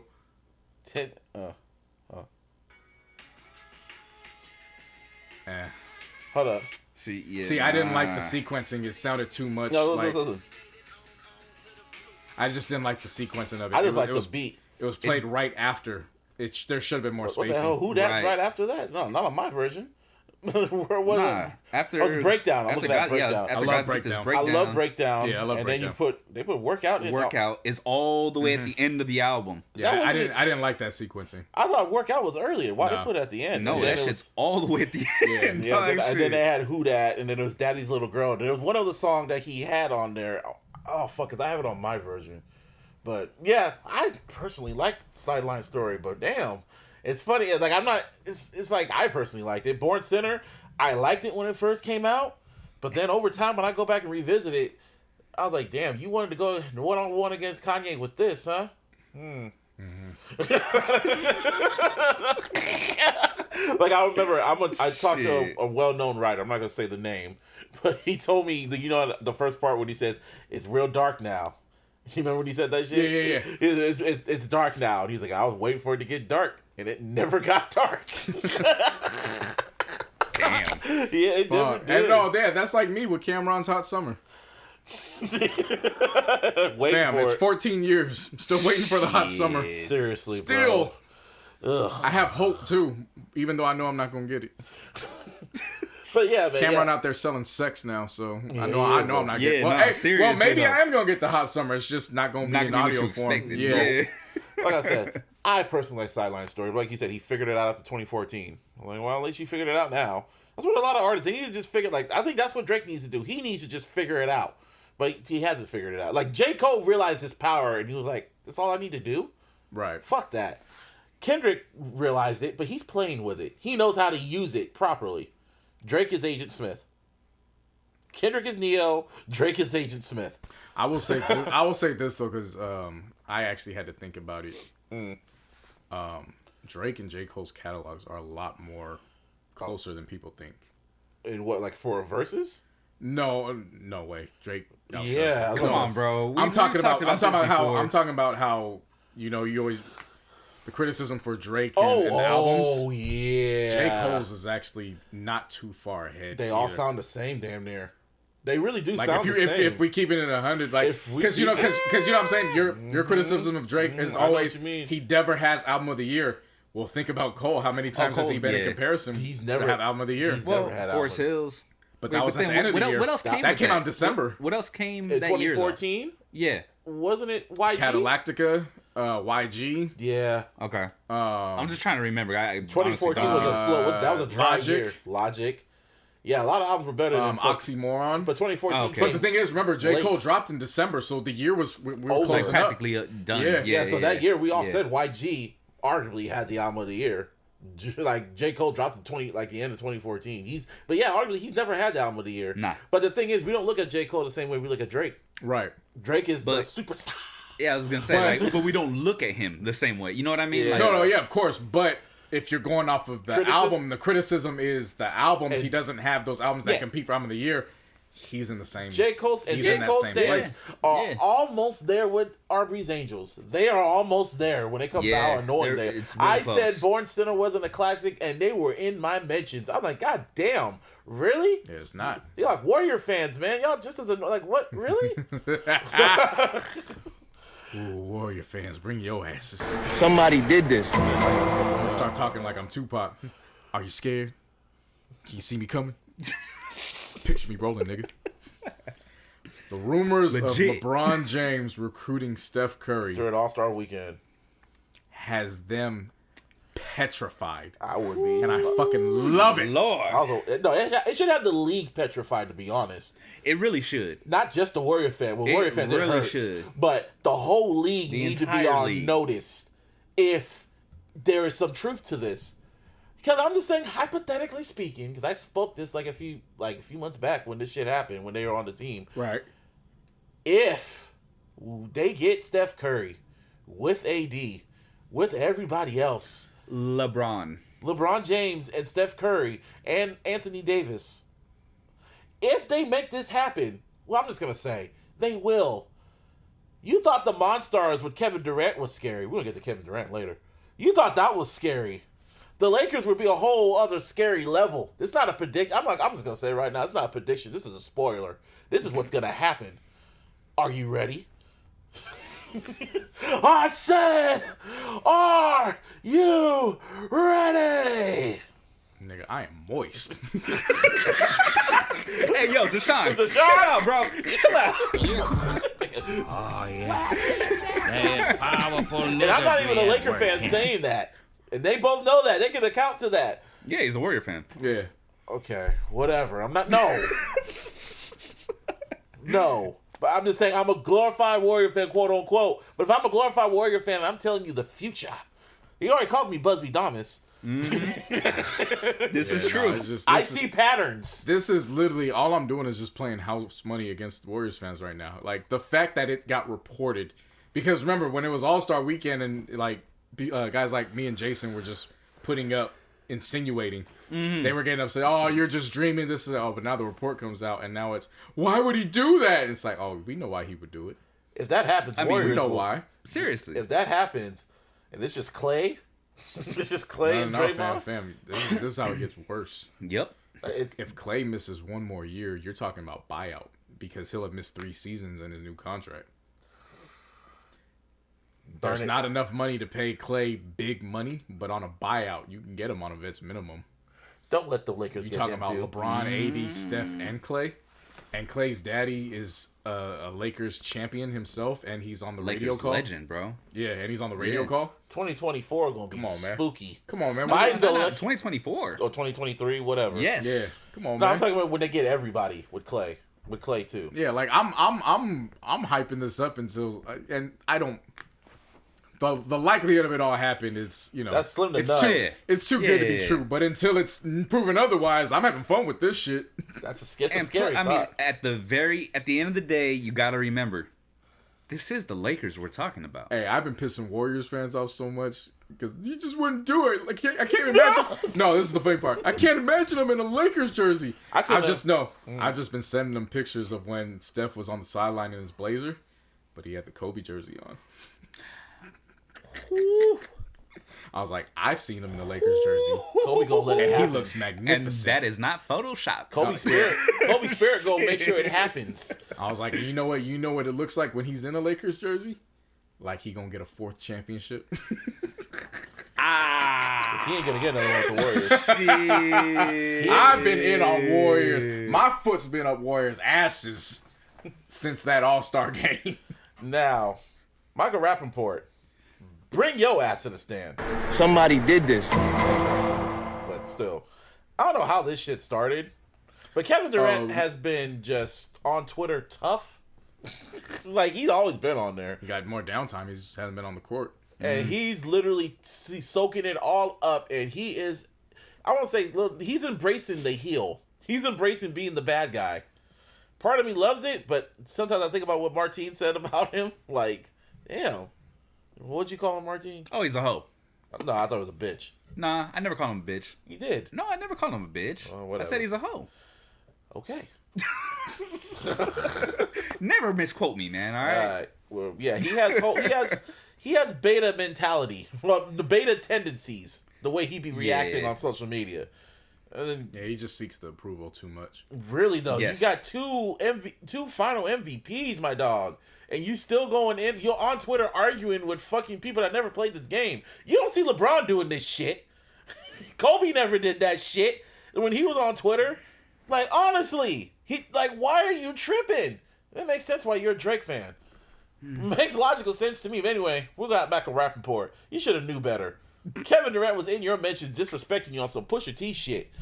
And saying, like, hella just disrespecting you. Saying, no, I know where you at, nigga. Like, yo, you want my address?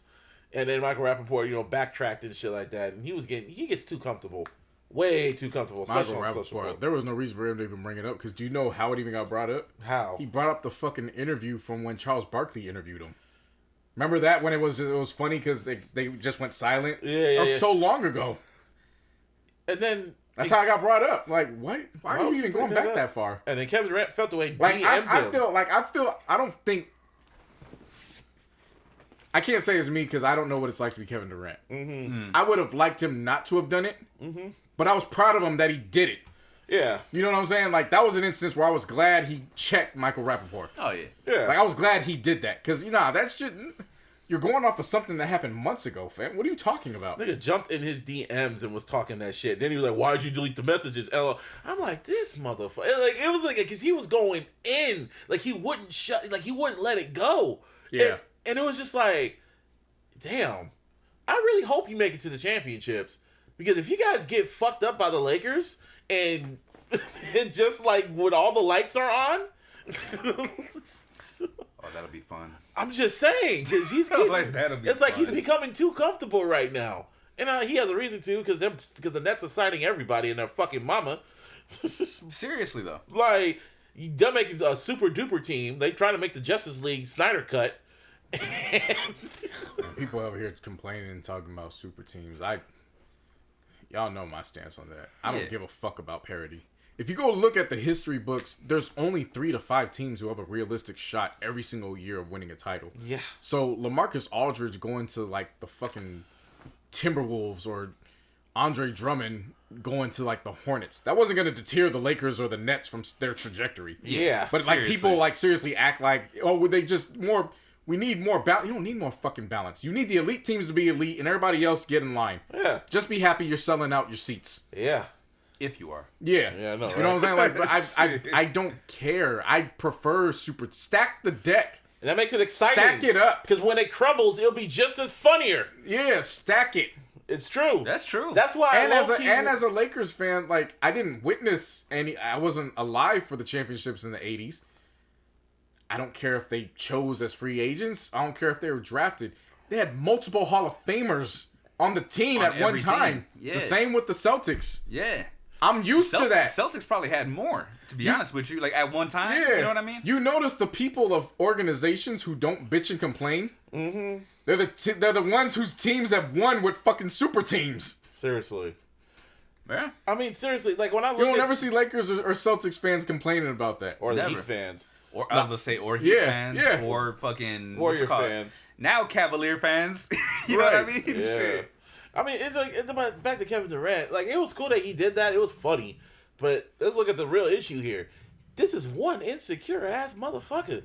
Like, dead ass. Yeah, I wish he was a troll. So I think he is trolling. That's the thing. But nah. But you know what I mean? Like, yeah. if you, like, you know, show people that you're a 2-time Finals MVP. Like, oh, it sucks to be you. You feel like my titles don't mean nothing? History books are like, you know what I'm saying? Just let it shake you off. But ever since then, yeah, you got 2 Finals MVPs. You outplayed LeBron James, but, you know, bro. Sometimes it's just not enough.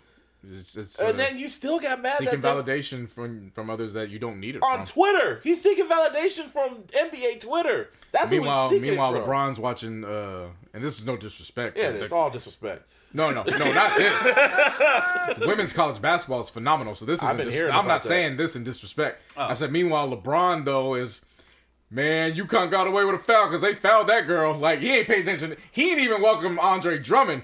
All his shit just been about his March Madness. LeBron is just chilling at home. That's all he's chilling. Did you see the clip of when Anthony Davis and Schroeder were on Twitch playing Call of Duty? I heard about it. LeBron called AD. It all got captured, and he's like, "Hey, what you doing?" He goes, "Oh, me and Dennis, we on COD." He goes, "What you?" I'm trying to get my shit wrapped up. Trying to get my shit wrapped up. So he said, "Oh, what you at the crib?" He goes, "Yeah, man, I'm out here chilling this shit." He goes, "What you up?" He goes, "All right, I'm gonna just hit you. All right, bet I'll catch you later." It went on for like a full minute, just him not even realizing he was on Twitch, just like random conversation and shit. Yeah, it's just man. Like I said, KD, like. I wish he had friends. I mean, instead, whatever. He got Twitter friends, Twitter friends that feed into this shit and they look into this shit. And I'm telling you, when he was all praising Drake's shit, I looked at him. Anybody that is overly excited about Drake's lyrics and shit, I look at you a certain way. I do. I'm like, oh, so you one of them niggas? Oh, sensitive ass insecure dude. I know how to fuck with you. Okay. It doesn't take a lot to piss you off. So I promise you, I could really troll Kevin Durant if I really want to. If I could literally get to, I'll be in his head. It's easy to do.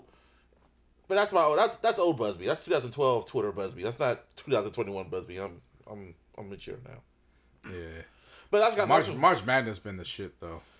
Oh, I ain't even been paying attention. I didn't pay attention to college basketball week, like I said last week, so I forgot the tournament was even going on. Right. But these past few rounds, just my God, especially Alabama, UCLA.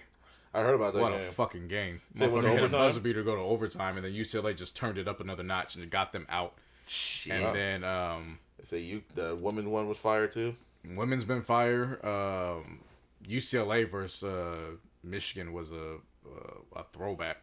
Really? The final score was like 51-49. Wasn't anything major. That's something from a fucking TV show. Yeah. The Final Four is coming up for both women and men. It's gonna be good. Interesting. Speaking of that, I randomly watched the whole Mighty Ducks TV series, the new series on Disney. Oh, Game Changers. Game Changers, yeah. It's kind of funny because now the Ducks are the fucking bad team now. Because they won so many championships now and shit. They're like a legit team. So like the main character wanted to join the Ducks, but he was trash. And the coach just went, yeah, we're going to cut you because you're trash. So it's not Coach Bombay no more? Yeah, he's retired apparently. Coach Bombay, he old now.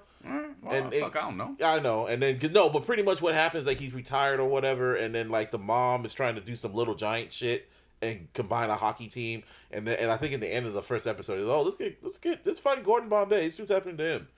Then I was like, oh, so at least the next episode's coming out, like, this week, I guess. But it made me go back and watch all 3 of the Mighty Duck movies, and I was just like, damn, this still holds up. Mainly the second one. Yeah, that second one. Second one, fire. Man. Like, sometimes I go back to it, I'm like, man, this was a Disney movie. This was fire. You know? Yeah. Goodwill games and shit like that. That's the only time I cared about hockey. Like, it's like the games were intense. And then third one has a special place in my heart, though. You said you thought they were in college. Yeah, I thought it was a college. No, it was a private. It was a private high school. It would have made sense, though. You know what I mean? And then the fact, I'm going back to the fact that they nearly kicked them out when they weren't performing well, not in the classroom, but on the ice. On the ice, they were about to kick them out because you were being trash. They're like, yeah, this is a bad look for us. We got to kick you out. None about their academics, but about how they're performing on the ice. I mean, that's all that matters, man. Yeah. You feel me? That's like all that matters. That's how it goes. Yeah. Like, really? Stupid. Like, really? And then they had to do, like, a whole hearing, and then... Real shit. I forgot all about that. God, do a whole hearing. And then Emilio Estevez at the pop-up, or Gordon Bombay at the pop-up, and say, yeah, I'm a lawyer. I know shit. I'll sue y'all. Okay, that's still it.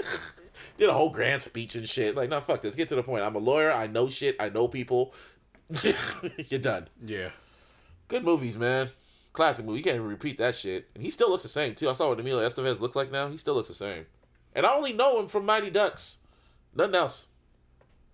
Name another movie where he wasn't Gordon Bombay. Only one I can think of is fucking Mission Impossible, where he died in the beginning. I'm gonna look this shit up because I can't think of anything at all. He's only known for that. But why you look that up? Got anything else? Nah, I'm good. Yeah. You find it yet? Nah. Connection's being trash, huh? Hella. Well, why you do that? This is episode 223 of the iLLogical Sense podcast. You can always follow me on the Twitter.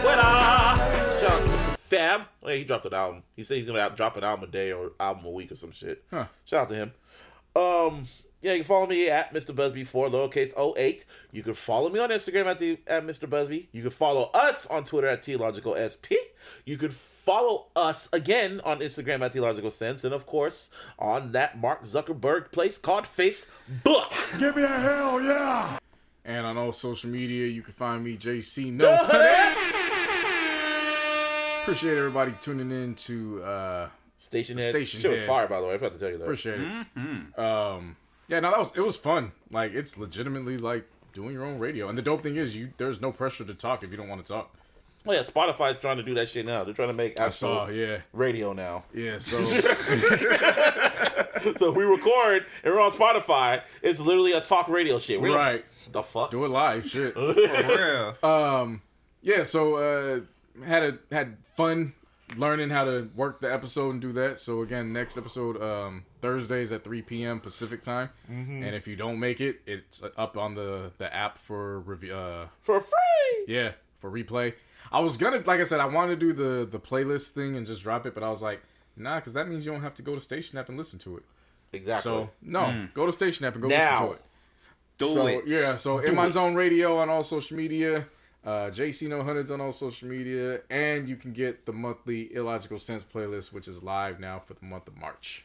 Yep, because next month is April, and you know what's coming out to April. Justin Timberlake knows. Anyway, did you find something? Did you find it? Did you find what other movies? You're just skipping over April, bro. Like, hold up a second. I'll get to this in a second. My favorite holiday is coming up. Oh, yeah. And Easter's on Sunday. This Sunday? Yeah. And Easter's on Sunday. Oh, I don't celebrate Easter. Celebrate Christmas, though. I mean, it's Jesus' resurrection. Jesus was born. I mean, both are equal, but... Anyways, you can find me on all my social Jesus media. was not born in December. Let's get that clear. Yeah, no, that's some real shit, bro. I know. That's some real shit. But Like, that shit don't even make sense to me. you celebrate your birthday like twice in the year. Jesus like, hey, fuck it. Whatever, man. Venomous. Yeah. Follow me at Venomous408 on all social medias. Search Venom is spelled VNMS on all your digital streaming platforms.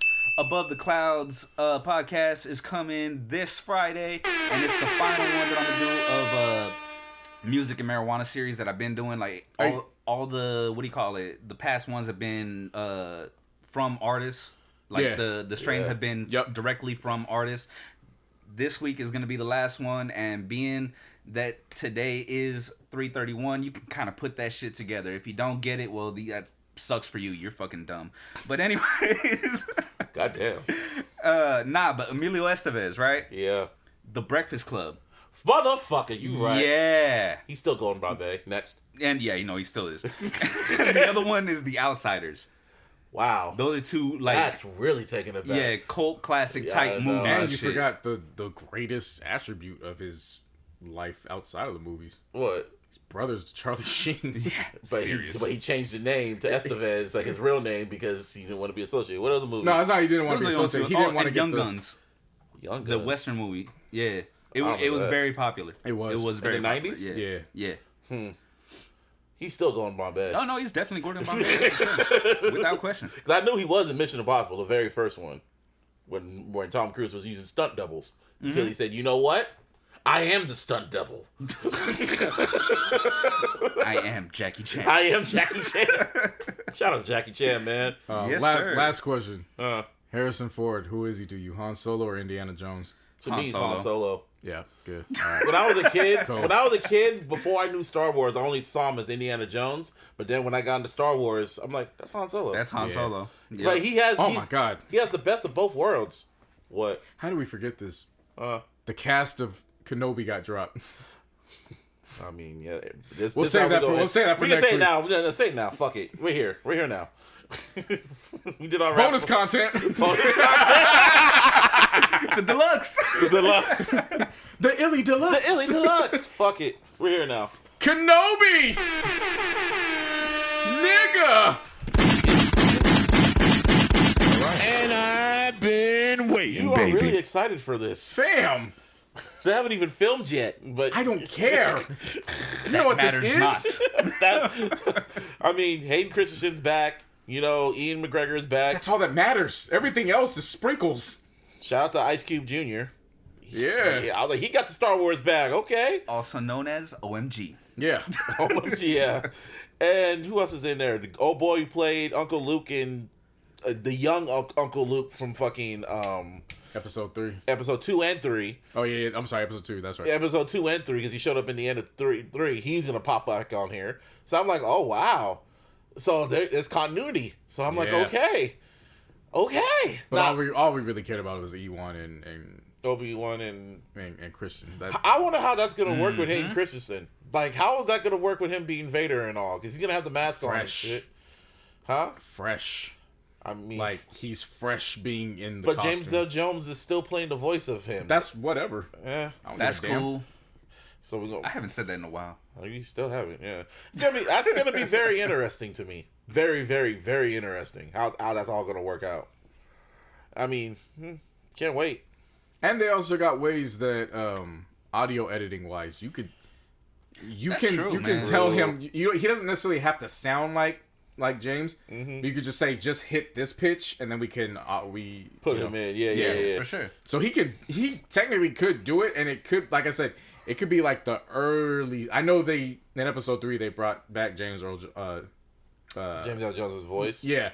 But they could do it in this way where it's literally the beginning of Darth Vader in that costume. There's a lot you can do. There's so many angles that can go when it comes to this story. So it was going to be a movie, but they decided to make it like a 4-part series, 6-part miniseries. 6-part miniseries. Oh my god, man, bruh. JC's vision has come to fruition. A series. You don't understand. A series. You don't understand. Not a movie. Not a movie. Not a movie. A series. I can't wait for that. Dream for nights like this. Obi-Wan turns on his lightsaber and shit. Yeah. Obi-Wan's still that nigga. He's out of all. I think the prequels and Clone Wars made me appreciate Obi-Wan. Yeah.